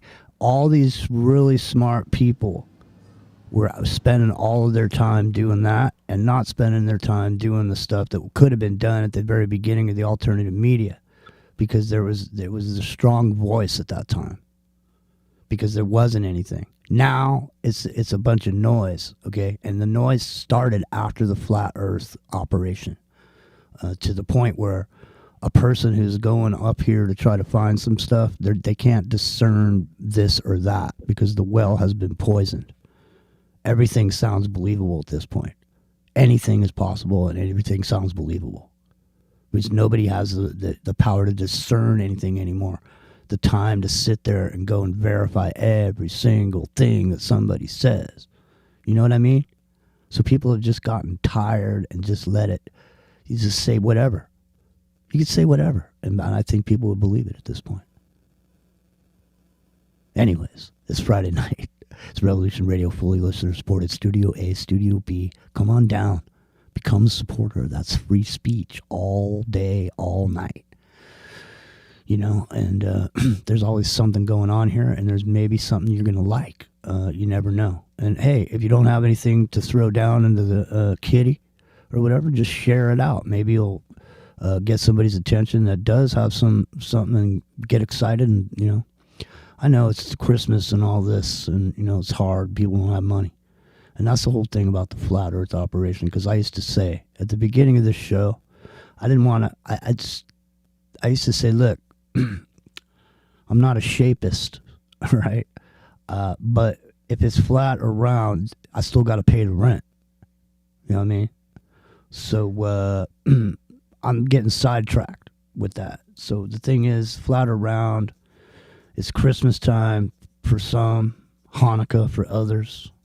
You know, there's many holidays being, so that's why the happy holidays. But I did notice, I wanted to say that Target has now gone to full Merry Christmas. They've broken the mold of happy holidays and stepped in full on to the Merry Christmas, because they realize that gun-toting Christians got the highest amount of disposable income. You don't want to isolate and, you know, antagonize those people, and which have been for a long time. Maybe now they're going to come on back. They're saying, come back to Target. Merry Christmas. Come on back. Yeah, I love my Christians. Yeah, you know, and the women are the ones who spend the money, but there are a lot of gun-toting Christian women, so they're gonna be the spenders. But you know, that was interesting about Epic going to the South Pole or the North Pole. But you know what I told people years ago is, I mean, they said they're gathering like $1 billion to go to the Antarctic and stuff and prove they're right. I'm like, first of all, that's a sucker's game. And I'm like, okay, so if you use your own method of navigating a flat world, how are you going to get there? So how did he get there? He went there the normal navigation route, which is the only way he was going to get to Antarctica. And they misunderstand the original theories about flat Earth had exactly the opposite of an ice wall, water going up frozen in place. The opposite was true. It was square, flat, and water went over the edge as a liquid wall. So I figured I'd add that in again. The ice wall. Man, it's an ice waterfall wall. And hey, man, there's snake venom in the ice wall, dude. You know, probably there is. I mean, remember this whole thing? Snake venom in the water. It's crazy, man. It's crazy. Hey, Jimmy? Yeah. I think you're right. I think we could put that on the back burner because it has too much mathematics involved anyway. And you know how people are about math. Hey, it was a litmus test anyway. Remember that. The whole thing was a litmus test on the public to gauge their stupidity. And I taught math. You taught math? Yes. Nobody wants to hear math, do they? They hate math, don't they? Right. Nobody. Hardly. They want the computer. So I'm coming from a generation where calculators came into effect in the world. And they used to not let you have a calculator at school. You weren't allowed to have it. No calculators, man. Now people got supercomputers in the palm of their hand in school. You know what I mean? Here, tickle this. There's the alternative media. Dear friends. This is Trump Track Down. It's from 1950 something. I bring you a message. A message few of you will be able to believe. A message of great importance. A message I alone was able to read in the fires of the universe. But be not afraid, my friends. I also bring you the means with which to save yourselves. Save us from what? From the end of the world, friend. Which I don't expect you to believe. But the rest of you, those who want to be alive tomorrow morning, I will tell you tonight. Remember that. Bring your friends here. I'll tell you tonight so that you will be able to prepare. What are you selling, mister? Snake oil? The world will come to a flaming end at midnight tonight. Without my help and knowledge, every one of you will be dead.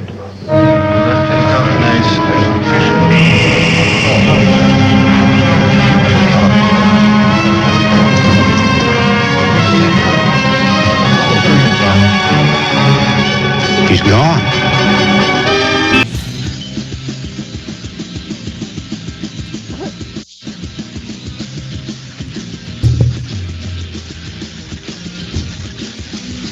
Thank you for listening to Revolution Radio.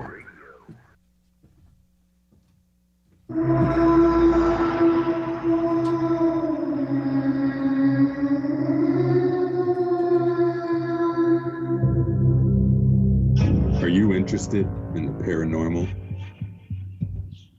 Murder mystery? Real natural law?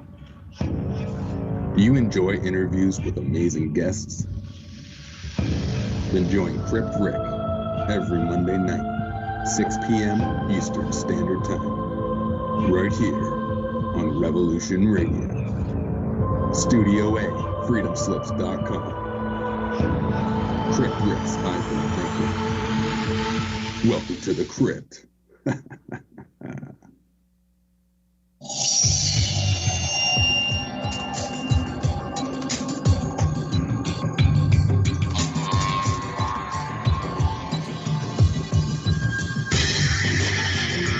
It is no secret that the so-called mainstream media is best described as controlled propaganda.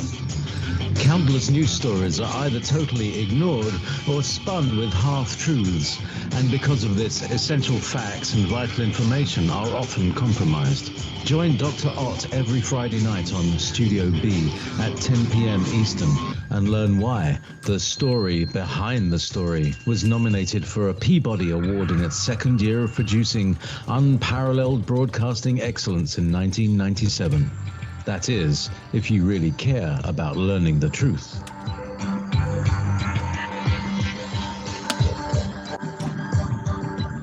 Do you love topics about history, world events, popular conspiracies, and everything under the sun, while discussing their historical context? Then welcome your host Trinity, where no topic is off the table, truth is spoken to power, and where your voice can be heard. Here is where you can communicate openly and learn from one another, while respecting our diverse society and figuring out the truth to where we're heading. Join Trinity in a 2-hour roller coaster ride of research, comedy, and interesting content. Made with you in mind, people that matter the most. On Mondays at 12 a.m. Eastern and 11 p.m. Central, only on Revolution Radio Studio B. Be a part of a different way to hear radio. If you're sick of the lies and ready to know thyself, to love thyself, well then tune in to the Loveolution with your hosts, Amy and John Paul, where we speak all about truth, love, and freedom every Tuesday night, 5 to 6 p.m. Eastern Time, Studio A, right here on Revolution Radio. And remember, only you can free your mind control. Be a Loveolutionary.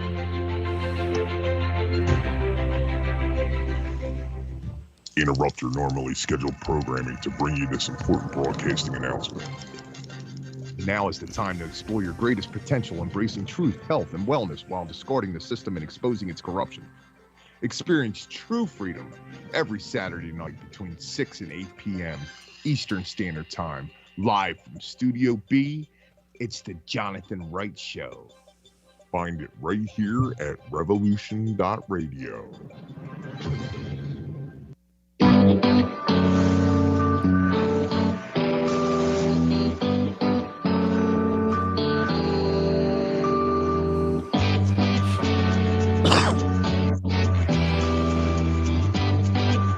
We're an anarcho-syndicalist commune.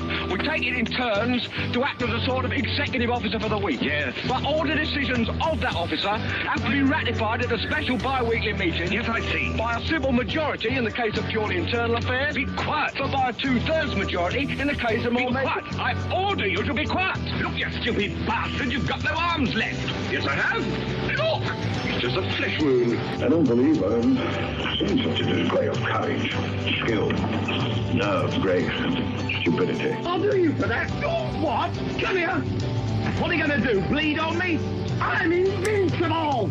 You're a loony. The Black Knight always triumphs. Roundtable Live, Monday through Friday, 1 a.m. till 4 a.m. Eastern Time. Bring your mind, bring your ideas, bring your voice. King Arthur had nothing on us here at Revolution Radio, freedomslips.com.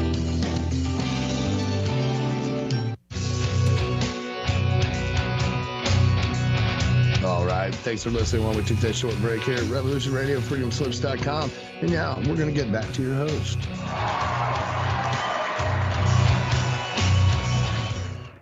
It's Friday night. Hour number 3.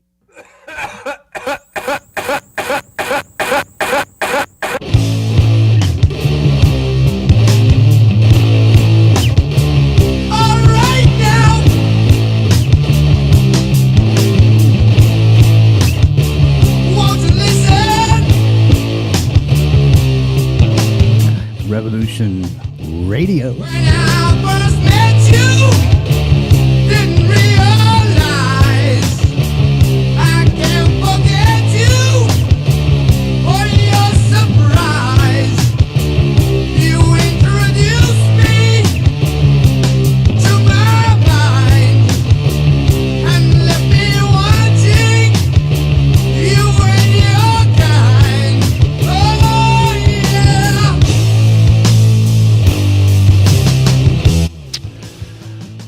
We're back. 718-618-9905 is the number to call. 718-618-9905 is the number to call. We got Bill here. We got Brent called in. Rockin' Rio's here. Rockin' Rio, are you there? Yes, I am. Great. Excellent. Oh, wait a minute. Forgot about the Epic Journeyman is also here. I think he's wearing his... I'm lingering on with my low charged headset. Dude, I'm just saying, are you wearing pink pineapples on your Hawaiian shirt? Dude, I found myself a picture of that shirt I used to have, not too long ago. Did you really? I sure did. No. Get out. Show us the picture of the shirt. Well, yeah, I think I have it in my bag. When I pack it, I will. I'll just get it. It's hilarious. Yeah. No, seriously, you got to see pink pineapples. Interdimension Cable Star Trek Deep Space X. This is one of these cartoons I was telling you guys about. These Panavision, they're making these Panavision AI generated. Wow. Holy shit. You should see the Jetsons in 1950s Super Panavision. Wow. Oh, sorry about that. You can't see it. That's right. It's a radio show, and without it's airwaves, no video. But anyway, we are here. 718-618-9905 is the number to call. Man, I got to show you guys this. Seriously. At least if you're over here on the channel, you'll see it. Even though I won't play what it's saying, but I'll just show it to you. Have you seen any of these Panavisions representations they do? You guys? Any of you guys? These AI Panavision? I'm not sure if it's the same thing. I think a couple of weeks ago I sent you one that was like a realistic AI version of like the Jetsons or something. Yeah, that's what this is. Jetsons Super Panavision. Here, Let me put Yeah, it. I think that was the same thing. Yeah. Yeah, I think it is. Hold on. Let me show it to the audience over here. There's a I'll know bunch as soon as you put it up. Yeah, there's a bunch of people in the chat. If you want to come join us over here, Into the Microcosm, Jimmy Jean on YouTube is where we're at. So there's the picture of it. Here, let me roll it back to the beginning for everybody to get a view of this thing. Here, let's hear what it says anyway. It's the year 2062, where flying cars zoom through the skies. First up, George Jetson, the hard-working man of the future. As a devoted husband and father, George zips off to work at Spacely Sprockets every day, pushing buttons and solving problems in the blink of an eye. Next, there's Jane, his wife.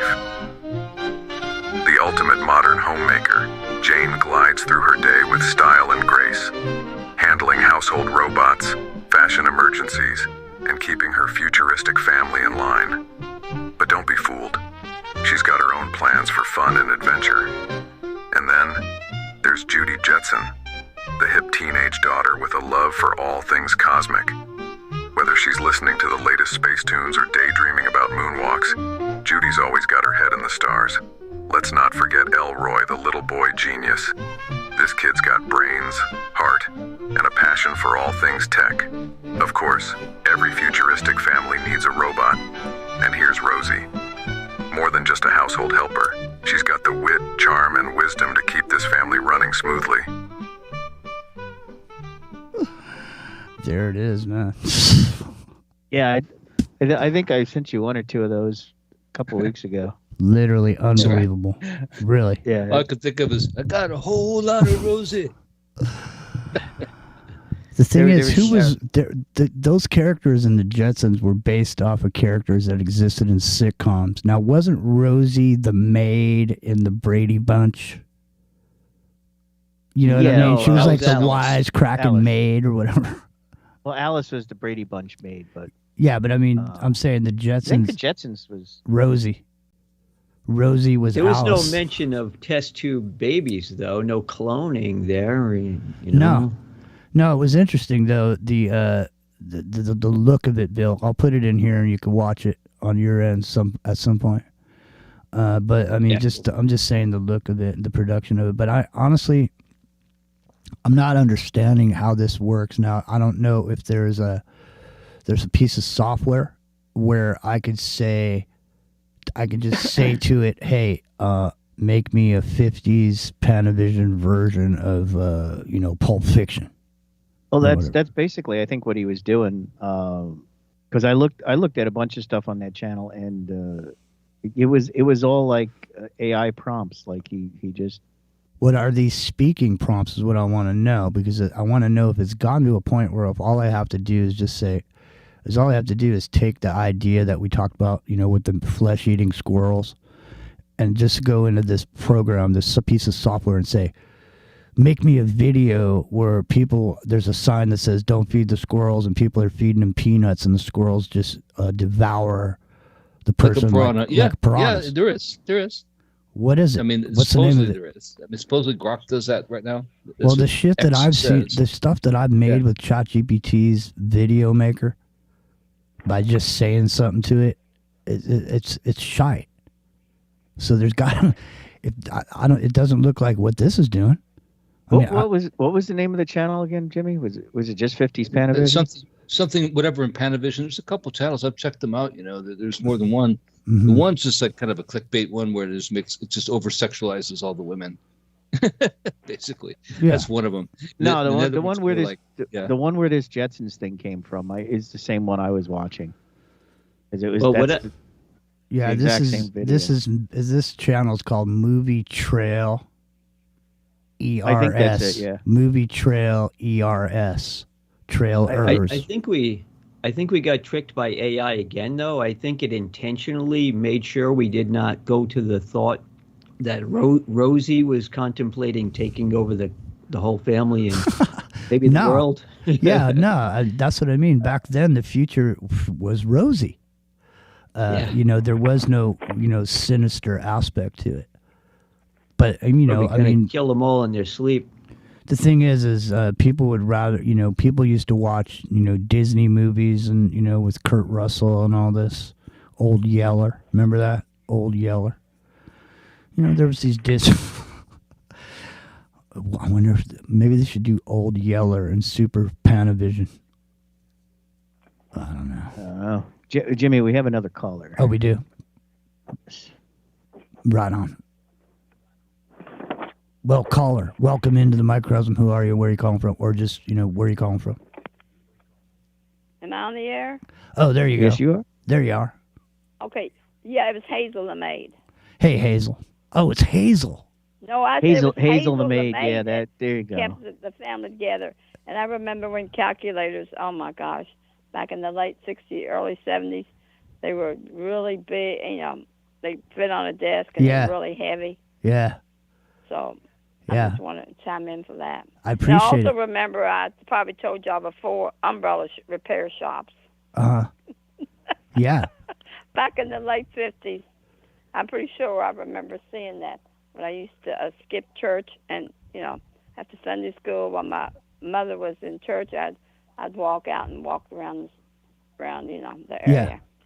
So whatever. Yeah. So I thought I'd chime in for that. Well, we appreciate how old y'all guys anyway? We're doing okay. We're getting ready for Christmas. I said, how old are y'all? Oh, how old are we? Well, we're old enough, but young enough to know better. Well, I'm older than y'all. Sometimes it's too. Look at you with enjoy scratch. some That's the most text. important part. Yeah, but I remember things older. I remember having one telephone in the whole house, Yeah, I remember and that. you didn't take it with you. Yeah. No, we're definitely old enough And you to had remember party that. lines. You had party lines too, Yeah. Yeah, Well, we're old enough to remember that. Yep, absolutely. Well, let me tell you this. And what was funny was sometimes people would be on them still. You didn't have a party line. You paid for your own private line, and all of a sudden you hear people talking to their side. Like, what the hell is this crap? Literally. With your rotary phone. Literally, my With your mom. extension cord. My mom used to. My first computer and buying the boys their first computer. They wanted an Atari. No, I forgot what the one they wanted, but I got them just the opposite. It was the Commodore and the Atari, but I got just the opposite what they wanted. And I remember the green screens. Yeah. On your monitors. Yep. I've still got probably some floppy disks somewhere. There's a missile silos. I definitely did do. I tell y'all too? Yeah. Before, The question years ago, is- when they first. The question is, who was born here, pre-JFK or after JFK? I was born in the late 40s. But anyway, I remember getting into the so-called chat rooms back years ago. I probably told y'all this before. And it was when you had to type it in, And I remember being on there before I fixed supper. And the boys were, my husband's still at work, and the boys were probably outside playing away at school. And I remember chiming in about something. And I said, I have to go and fix supper now. Can you imagine? They probably thought I was a young teenage girl. Yeah. It was so funny. I still laugh to this day about that because I enjoy a computer some, but I don't let them obsess me because I do not own a smartphone. I did have one several years ago. I bought used for hundreds of dollars, and I lost it somewhere. I probably getting out of the car. It probably fell out or somebody stole it. They came here to work. I don't know which. But I don't want anything to do with them now much because I don't want to be tracked. I know that you can be tracked everywhere and everything you do. Yeah. But I don't want to. You're not just going to contribute. What a system. Right, what a system. They'll make it easy for and them. also, too, I know that I heard Mike from Kentucky call RBN and said there's been technology out there since the 50s that could even hear your landline phone when it was on the hook. You know what I mean? Yeah. So, well, Echelon was the name of that program. Yeah. Yeah. Well, but anyway, so I listen to y'all via my internet radio. It's a little device. Yeah. It's about the size of it's about 8 inches long. It's called a squeeze box. Oh, sweet. And it's by Logitech, squeeze box radio. And the first one I bought was a Lynxy.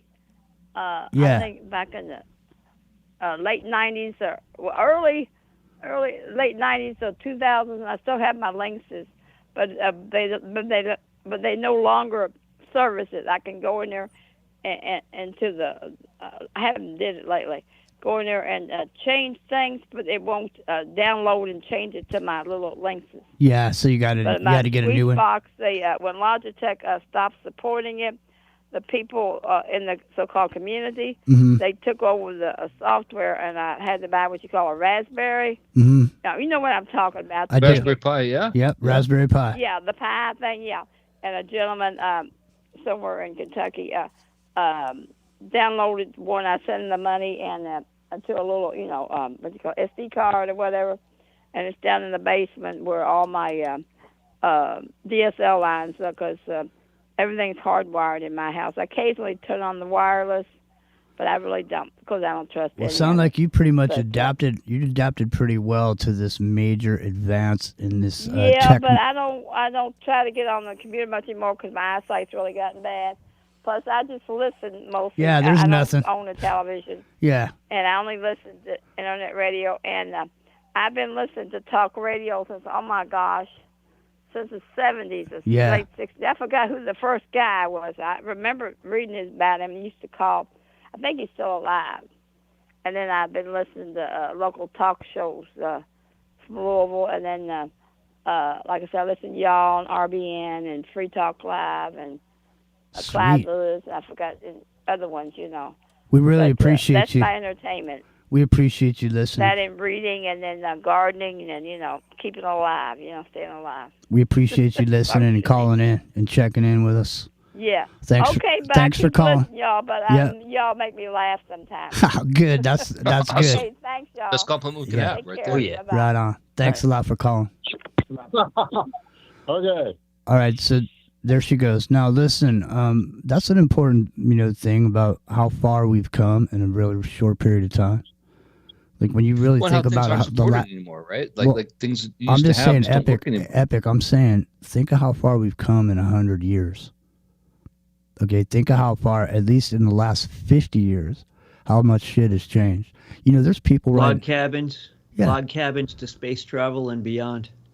It's literally unbelievable the advancements that we've made in a very short period of time. So, Well, even I remember as a kid playing on a Commodore PET or an Apple II, and in the school library was like a big deal. Like you look at that tech now, and it's like, it's Like an abacus, yeah. Yeah, it seems just- ancient, right? Just But, remember Asteroids video game. yeah, yeah. From Asteroids to Hey, I was like a Pac-Man champ, man. I I knew the remember patterns. Asteroid. I remember Asteroid and Sinclair computer. Did anybody get one of those? I never had one, but I was very familiar. My cousin had one, I believe. I was Yeah, it's a little- I little have push my button. Atari 2600 still works, so and Oh, I still right. fire it up from time Cartridge to games time. always work. They're great. Yeah. Yeah. It's got to get And the dust out. same with my Commodore 64. That still is functional. What was the I had the Galaxy first- something? I had the first laptop. Do you know what it is? It was the IBM, Notepad? right? A notepad. No. and a pencil. no, Tandy. no. Tandy. Tandy. The first laptop. Tandy, yeah. 16K. 16K. Yeah. Radio Shack. Radio Shack, yeah, that's Radio right. Shack. It had What one was game, that Railroad original? Tycoon or whatever. Yeah. All right. Railroad something. The tech nerds are coming out. They're coming out late Yeah, we're night. all about the Seven- same. 718-618-9905 is the number to call. 718-618-9905 is the number to call. Super There was an Panavision. original game also, Galaxy something. You shoot the space invaders. That Well, that was. no, you're talking about Galaxian or well, Galaga. yeah, they were similar. Yeah. Well, the Space Invaders was the original. Yeah. You know, then that was black. that was they just moved in rows and kind of dropped down, and you hit behind the. Little blips of light, more kind. bits, more sound. Yeah. Space Invaders is just basically like asteroids. It was monochrome. I Pong. hunger. Just remember, Pong started it all. The original Asteroids was like a TV.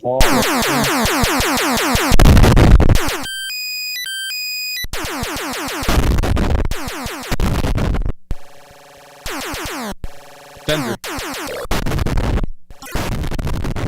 Nope, that's Missile Command. It's Missile No, Command. it's Sinistar. I was going to Sinistar. just say that. It was, yeah. Yeah. And the only reason I used to love this game because of this reason right here. Here, check it.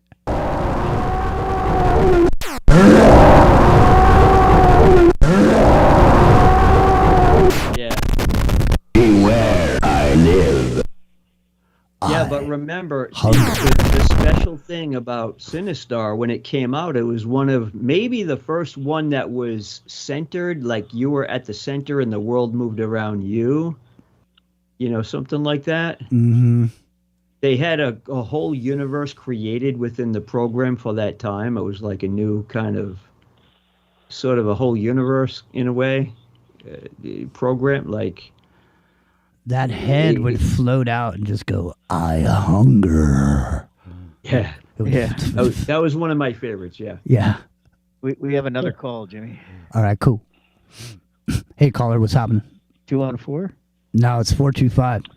Oh, 425. Yeah. Yep.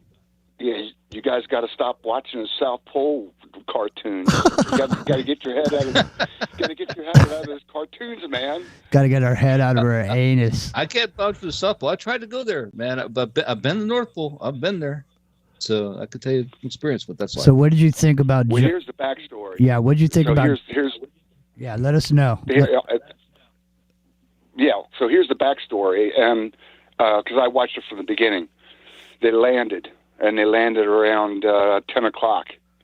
And then by the time they got unloaded from the plane and all the rest, they immediately started filming with their cell phones or whatever. You could see the sun was coming in. It was at the north. And he filmed for 29 minutes. And then somebody came up to him and says, we got orientation, another one. They had another orientation. And so there were like 70 employees down there, and there was only like 11 other YouTubers. 3 of them, Jaron was one. The other 2 were flat earthers, and then the other 8, I think, were ball earthers. They had their own channels or whatever. So, and there were 70 employees, nobody else. This is what Jaron said on his first tape. He says, I got to go to orientation. These people tell me the sun's going to stay up, so okay, we'll see. He goes into the orientation. All 70 employees are there, probably many that were connected to NASA that actually knew Jaronism, because Jaronism would pick their stuff apart. Oh, there was great applause. Dude. Come on, dude. Are you telling me they knew he was coming? Sorry, I'm laughing. No, dude, I talked to Jaronism. I told him this exact story. That was a before he good went one. to South Pole. Okay, go ahead. Yeah, go ahead. I went there to North Pole. I told him exact story what he was going to see if he ever went there, and he went to South Pole instead. And I'm telling you, that is what you see. It is absolutely real. In fact, before you go there, they spend like 3 months training you, if you're going on a submarine, how to find your way back to Greenland or Canada by the slight little bob it makes in the horizon. There's a slight little bob, if you watch, about where the sun doesn't go perfectly lateral. I'm telling you, man, it's a real thing. Hold on. I'm just giving you the backstory. Okay, They went into the orientation. There was a spread laid out, a massive banquet. There was applaud. Jaron, the flat earthers, they sat down, and then all they simply did is they put on a little video. And so the first picture that showed up was Jaron's wifey and his little baby. And it was all over after that. I don't think you understand, guys. Jaron never went there. That's the conspiracy. That was AI generated. It was all a NASA plot. Or his clone, right? He's trapped on the ISS with those other people up there. Yeah, he's waiting for SpaceX to come rescue him. And this is like his beat VR. No, I like Bill. I like the cut of Bill's jib right there. He's giving Jaronism a way out. He should claim. I know. He should claim it's not him, dude. It's not him. It came from me. Remember, it came from me. Yeah, he's a cool guy. I talked to him and the wife. Yeah, and he was first. I think it was the first person I ever called to on TFR back in the day. Yeah, I mean, I called a lot of people back then, but yeah, that particular one was because it just got to me because, like, dude, I've been there. I'm telling you. They were talking about how it's flat because of something about North Pole. I'm like, no, dude, I've been there. Right. So of course, Jaron, he did what we would all do. He took the bag of money. Come on, the simplest thing in the world. Gold. It's real. That's what it really looks like. I'm telling you, I've been there. Solid gold. Hijacker. This is Brent. Jack, are you telling? We decided to put that flat Earth back on the back burner for the season. Hey, Jacker. Here's the problem, guys. This is it. First, it was a litmus test to see if people would take it and a bunch of other reasons. But now they're in another phase. Now they want to see how long it's going to take if it ever untakes. Now this is another phase. Yeah, right. So you get the number one guy to say, "Oh, I was wrong," and you see how long it takes for everybody else to get on board with that. Yeah. It's like when they found out. It's like when they found out Q was fake and kept on going. 2 more weeks, dude. It's gonna be 2 weeks, man. It's always 2 more weeks every time. 2 more weeks. Well, no, I mean, we know, of course, we know the Earth's a spinning ball. There's a camera on the moon. We've seen live footage in real time of the Earth Every spinning in SpaceX space. launch, right? Come on. You can see it. Yeah. Yeah. Where do you see that? Where do you see a spinning ball on Earth from the moon? They didn't even stop to do a pan shot. Well, or let me the ask 6 you this. times they went up there. They didn't have to even have put a the camera Earthrise on on. From How the moon. fast? Yeah, Does, they have the. how fast does something have to spin before it looks like it's stationary? We do. You do know what the Earthrise was, right? The shot of the Earthrise with the Earth over the flag. Actually, Rob Skiba. Yeah, Rob Skiba picked that apart. He went into Photoshop. He pulled it right But out. see, don't you see? Well, there's see? actual. Hang on. There is actual NASA footage that I have seen of them removing the cardboard insert from the window of the craft that they were in, proving that was a faked photo and a faked video feed. What it proved was that they were not way out. It proved they were in effectively low orbit. They were in low orbit, but they were not on their way to the moon at that point because the. Yeah. What I'm saying is, every time they launch a SpaceX, rocket, every time you can watch the round Earth in the background. Every time that they go to the ISS, right now you can go to ISS website. You can say it's some kind of fisheye view or something. No, it's not, dude. You can go right now. The thing is, you can take a laser. They do this all the time to calculate the distance to the moon and hit the mirror left on the moon by the astronauts and get the exact distance to the moon because they left it on the moon. The Indian government just landed a probe on the moon and found all the wreckage. Hijacker. Cartoon land. I don't know what to tell you, man. I mean, why does a lunar eclipse exactly round on the moon? Because the Earth is round. That's why. Why could they put exactly where an eclipse will happen at any point on the world? Because let me tell Hijacker something. Hijacker, let me tell you something. I'm just telling you, this is from a listener's perspective. Okay. So I used to hear you on the radio. Every now and then I'd tune in and you'd be on somewhere. And you'd be saying something and I'd be thinking, damn, man, this guy's really, this guy's got it going on. This guy's, seems like he really knows what's going on. And then all of a sudden, and then you hit flat Earth, and you say, then it's all over. Of a sudden, right. all of a sudden, you start talking flat Earth, and I go, well, if he can't discern that, then how am I going to trust him on the rest of the shit he's saying? See? Well, that's what I do. That's how I get rid of people. Flat Earth just kills people from me left and right. I ain't got to listen to a lot of people anymore. I mean, if they can't figure out that the Earth is just flat, there's something wrong with them. See? There's something seriously. There's something wrong. Can I ask a question? Like, literally, it's 6 inches. So 6 inches per mile, right? On the curvature of the Earth. That I'm approximating. I can't believe this. I can't believe this conversation is even happening right now. It's fun. Which means that in a flat, if you go flat, right, then when so many miles away, you're not going to see that person anymore, and it pans out. That's how Columbus supposedly, even though Aristophanes figured it out way back before then, and we're talking thousands of years. There was this round calculated within a couple miles how big the Earth was in the curvature, the circumference of the Earth was, thousands of years ago. But okay, even without that, listen. The thing is, it's provable. Ballistics. The only reason artillery shells hit over the horizon is because they calculate the curvature of the Earth. Because they can't see where they're hitting 70 miles away. They have to calculate. Dude, I'm telling you. Come on. All that's been disproved. Surveyors, they do it all the time. These are all things that are calculated into the very things we use all the time in physics. They're all there.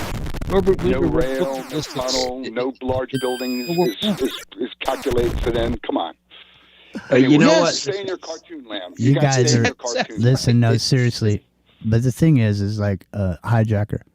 Back in the day, you're pretty old school around alternative media, so you probably were a listener back in the day to the Alex Jones broadcast.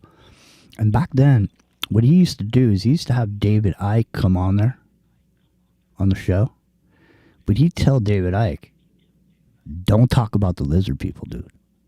Okay, just come on here and talk about all the rest of it. Just leave the lizard people out of it." Okay, there was a time when you didn't talk about the lizard people. Because if you did, then everything else you said, right? Yeah. Because the thing is that's how I'm just pointing this out to you. How a lot of people are discredited, or when they're found out to actually be telling the truth, they get an option. Okay, they can either end up in the shed, hanging, next to the shovels, or they can come out and start talking about purple people eaters. So we shouldn't even it shouldn't even be, just like you said, Jimmy, and I've said for years, that it shouldn't, none of this should ever have needed to come up. It should have never taken root. But I want to say one thing that's also, remember, this came from me. Poor Rocket Man, Flat Earth Rocket Man, died for nothing. Yeah, Mike. It's sad, isn't it? Yeah, it's true. Mike something, right? Mike. What's his name? In his team powered rocket, trying to show that there was no rise in the curvature. Hey, yeah, no, I mean, and the other thing, hijacker. He survived the first attempt, right? And the hijacker, you know, politically, like from a political perspective, that the moment this whole flat Earth, if you really go back to the moment this started to happen, and you look at the amount of brain power that was taken away from what could have been done politically at the time, messing around with this other stuff, whatever it is, if people are into it, that's fine. There's nothing against anybody doing whatever they do and discover what they discover for themselves, and come to whatever conclusions they come to. But the thing is I think a lot of people, they not only with the flat Earth operation, and then subsequently with the Q operation and the mastering of the human domain, Jade Helm. So I think the the domain has been mastered at this point, because the moment for the alternative media to really make a difference passed now, and now the well has been poisoned with all kinds of shit. It doesn't even, whether it's flat Earth or whatever else it is, there's a million things. There's purple people eaters, like I said. That's pretty much why I'm off the air. There's no honor among men. We're all selfish. We're all rotten. I've finally figured out human nature. Wasted my life. I just threw my life away. No, it's not. It's not true, because the thing is, you were out there with a voice in a moment of time, and that moment now has passed, and we are now here in the future. What you were talking about back then. So you're now here. Yeah, Jimmy, on this. Yeah, you don't sell yourself short, dude. Dude, you've been out there doing a lot of work. It's one thing to be wrong, but it's another thing to, don't give up, man. I mean, strategy. I fundamentally didn't. I fundamentally didn't understand that most people, they basically work off self-interest, their own whatever's in their own best self-interest, and for some reason I didn't get it. But that's where we're at, and that's why you see the world the way it is. People don't care; they don't give a shit, because we're all rotten. We're all really selfish. We don't do anything unless it means something to us. We get $1 or something. So I don't know, man. See, the thing is, I mean, I'll just say for me, and we'll just talk for myself.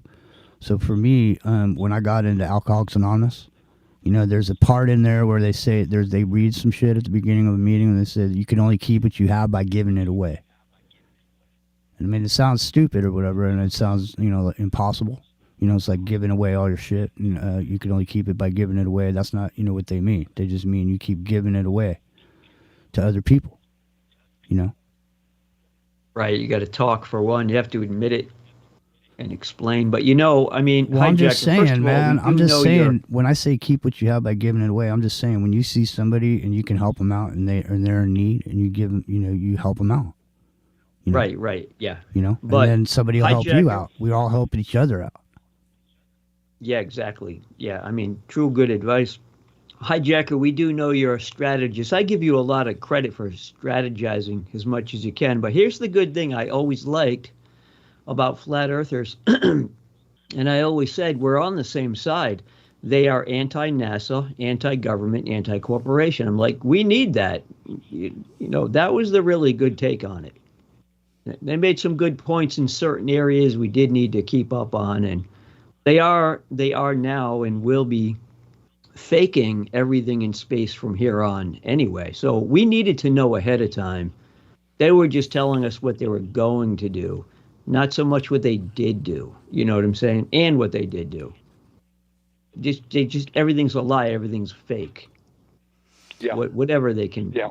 I know, but haven't we reached that point where everyone thinks everything is a lie and everything is fake? And everything's a psyop. Nothing. Everything is. There's nothing. Go ahead. I just want to say, like, the thing about flat earthers, and I say this every time, even when I say the term, it sounds derogatory. I don't mean it that way. The one thing that I'll say about them is that they question everything.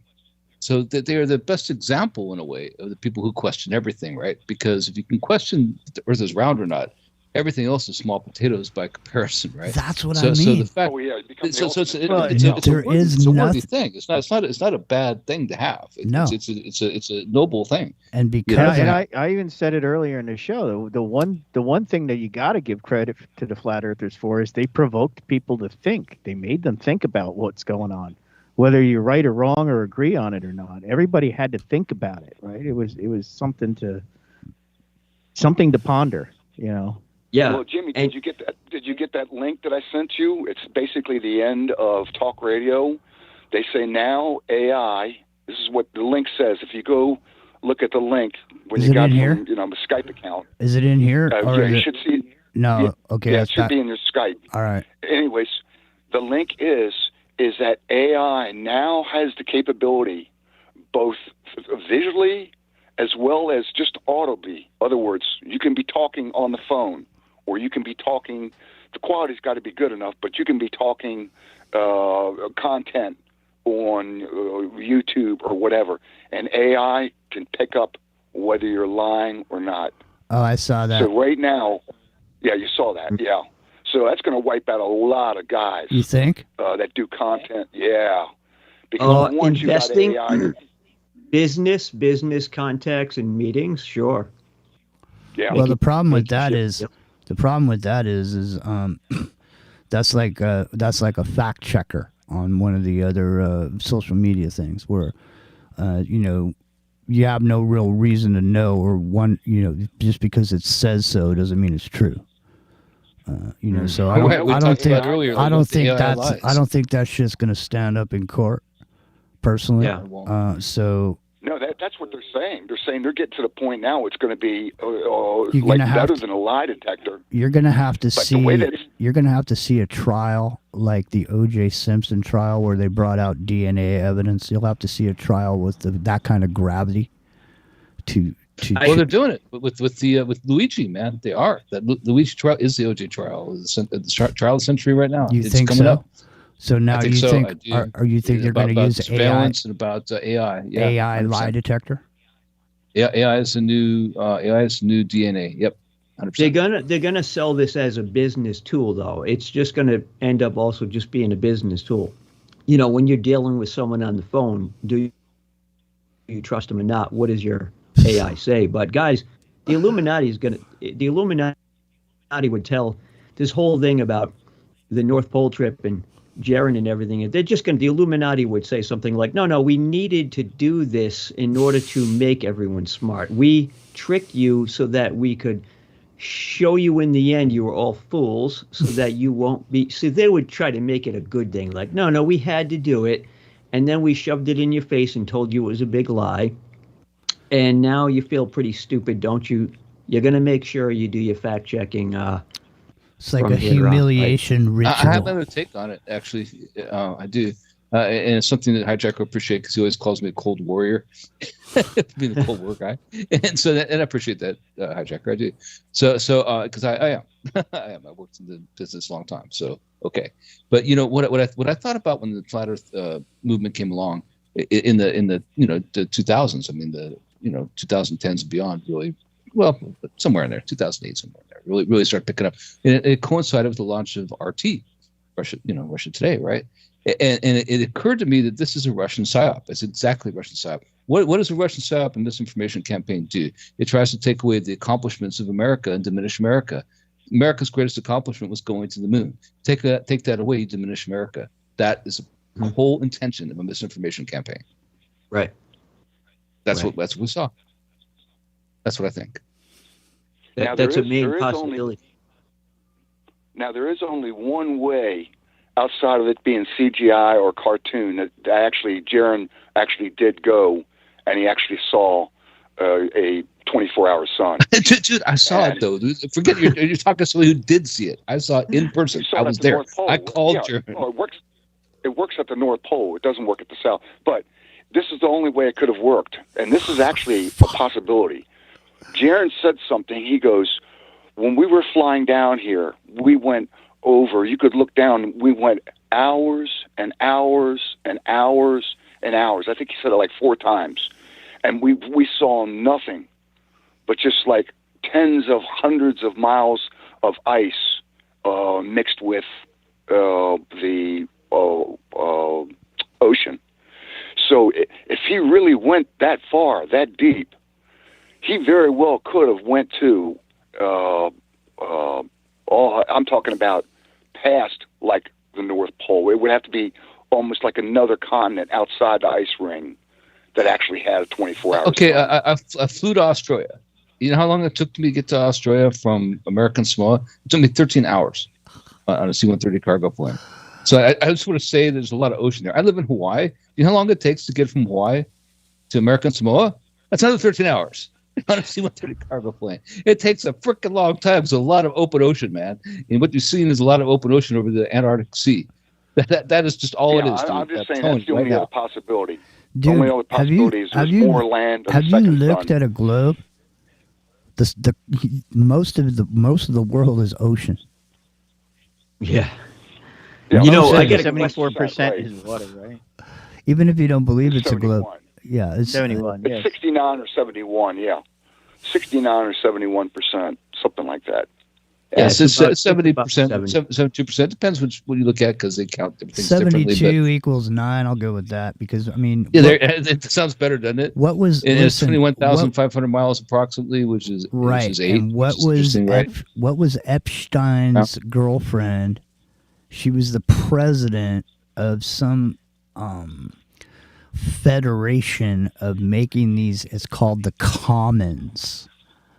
So Elaine Maxwell. Yeah, her father was like made all the textbooks. Listen to me. She was spearheading a campaign about the Commons, which is the oceans, and one of the things was being said. Oh yeah, that's right. Yeah, right. That's so one of the things was being said was she was involved with this pathway, this submariner's dream of this pathway under the ice or some shit. Well, what was the name of that? You remember the name of that thing? She was going to the UN about it. It was a whole Northwest thing. Passage was probably talking about. She got, but no, she did a whole thing then protecting the reefs and all this other stuff. Yeah, she did. She was a big advocate for the ocean. Yeah. So so you could just stake up, and you could just stake up and build yourself an island somewhere and have it be law free out there because there is no law. Island makers. Well, I'm just saying you can just take one of these floating city type ideas and throw it out anywhere in the ocean. What's called the Commons, and laws don't exist, man. Do you catch what I'm saying? So what their whole operation? Right. Khashoggi, yeah. I'm just saying, Jizz, what was which movie? It was an action adventure spy movie, James Bond or type, and they had the woman. She was in the helicopter. The helicopter pilot with the ambassador white outfit. Yeah, it's her, 100%. Yeah. It's her. Like, she's a helicopter pilot. She drew And a submarine pilot. Yeah. Submarine pilot. Like, it was her. They were referring to her, and I do 100%. call her Jiz. You know? No, 100%. No, you're right. That's exactly who they're referring to. It's absolutely her. And her dad was probably murdered by the Mossad. And her dad actually, you know, the name of the yacht he was drowned on, supposedly fell overboard, drowned, was the Lady Ghislaine. And the textbooks that he not authored, but was in control of, were all the modern day textbooks in American schools. You know, so I mean, yeah. How can you know? There's a lot of connections here. You know. Hey, here's a question for Hijacker, though. I think he was I don't know if I heard it right, but I think, Hijacker, you were, when you said they showed Jaron the picture of his family, were you implying they were just trying to threaten his family? Like, here's a hint, you better get it right. Or Yeah, that's what he was inferring. Exactly what he was inferring, Bill. No, the stakes were so high, it was do or die. Some people said the reason they did this final experiment because other people were going to go and they were going to say, look, it's no 24-hour sun. So they came up with this big thing. But Dude, didn't he they went shoot a as far as laser? basically, Didn't he shoot a laser and already prove it wasn't flat? He already shot a laser. We do it every day of the year. Yes, And exactly. now he grifted a bunch of people to go up there. Okay, and now he found out the truth. Okay, he's charging $20, dude. How much did he charge? How long did he sit there and pound the pavement to get the money to go there from his listeners? Years. From his Many listeners, man. You know what I'm saying? I said that. No.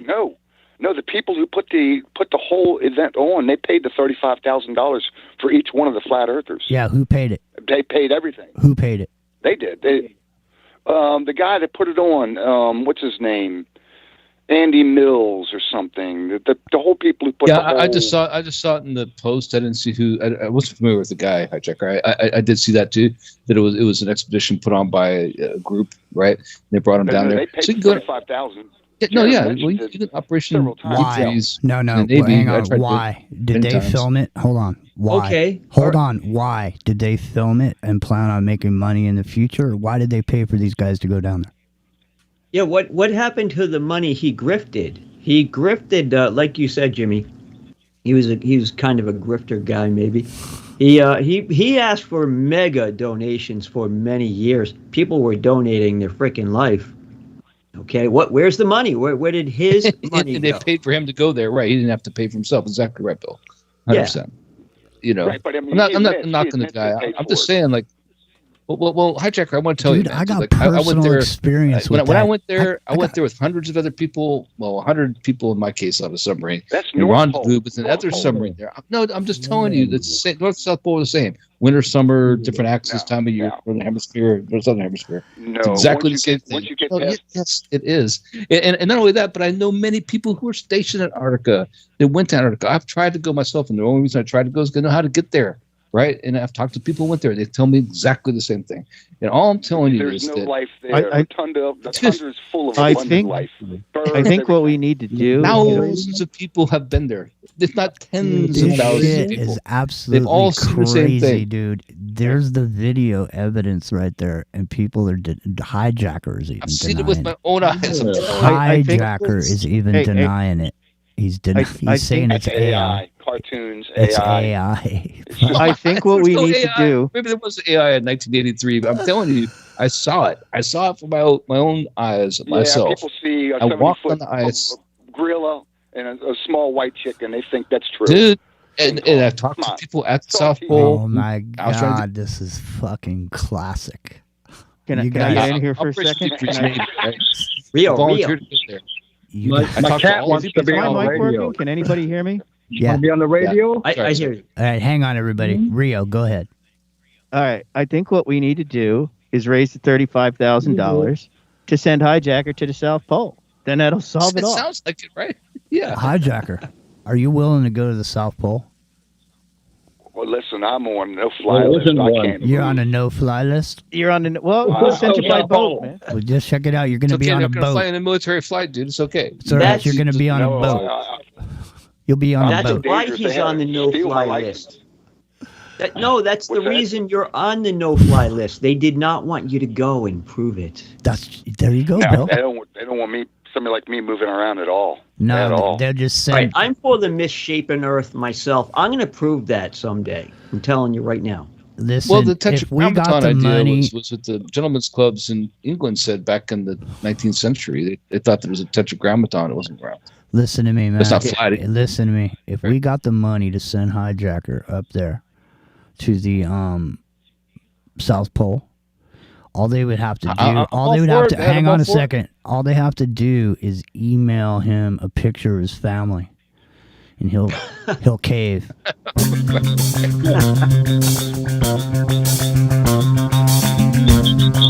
Evan, it's not a circle. You're Goldberg. It's a sphere. What do you want from life? To kidnap an heiress or threaten her with a knife? What do you want from life? To get cable TV and watch it every night? There you sit up, lump in your chair. Where do you sleep and what do you wear when you're sleeping? Well, you can't have that, but so you saw some Tubes videos, eh? Epic Journey? I did a whole deep dive, no pun intended, on the tubes lately, man. Yeah, man, what a trip. Let's talk about them tomorrow night on the Chilluminati on YouTube and freeworld.fm. So, Bill, what time's your show tomorrow night? You roll out what time? I'm on 10 to midnight tomorrow on Studio. B, then Sunday it's A. Now, Hijacker, have you quit the radio biz? No, you're not on the air anymore. Why? That's too bad. That's too bad. That's too bad because I think you had a lot to offer people, man.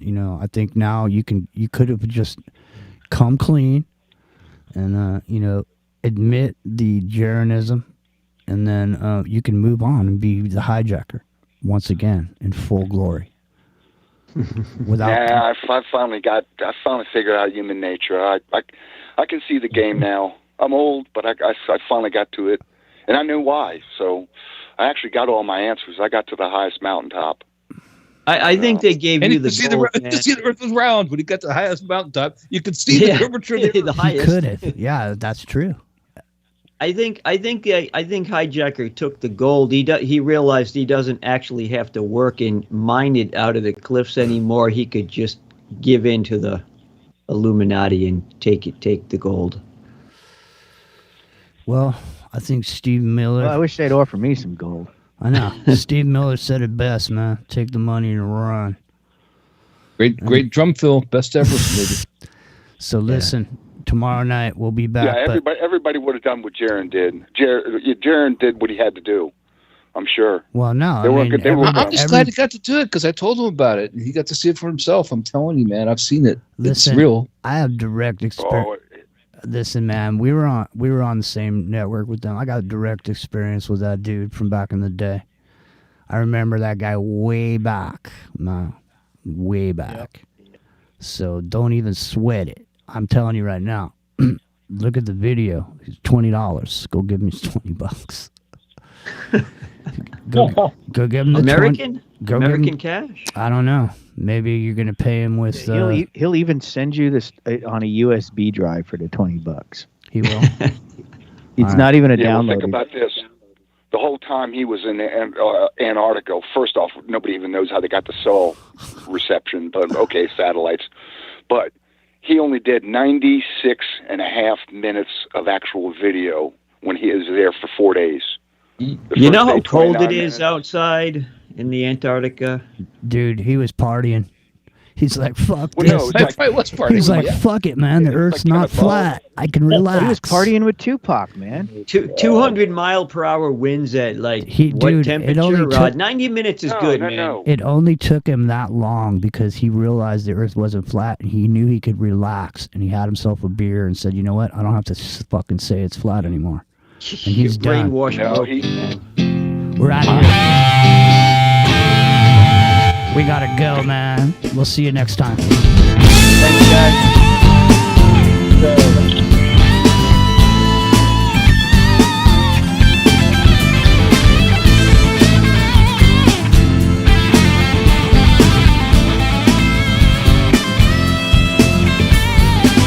There must be some way out of here.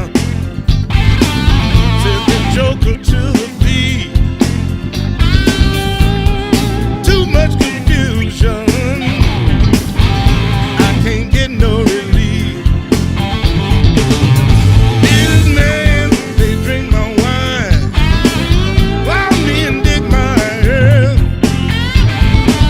But none of them along the line know what any of it's worth.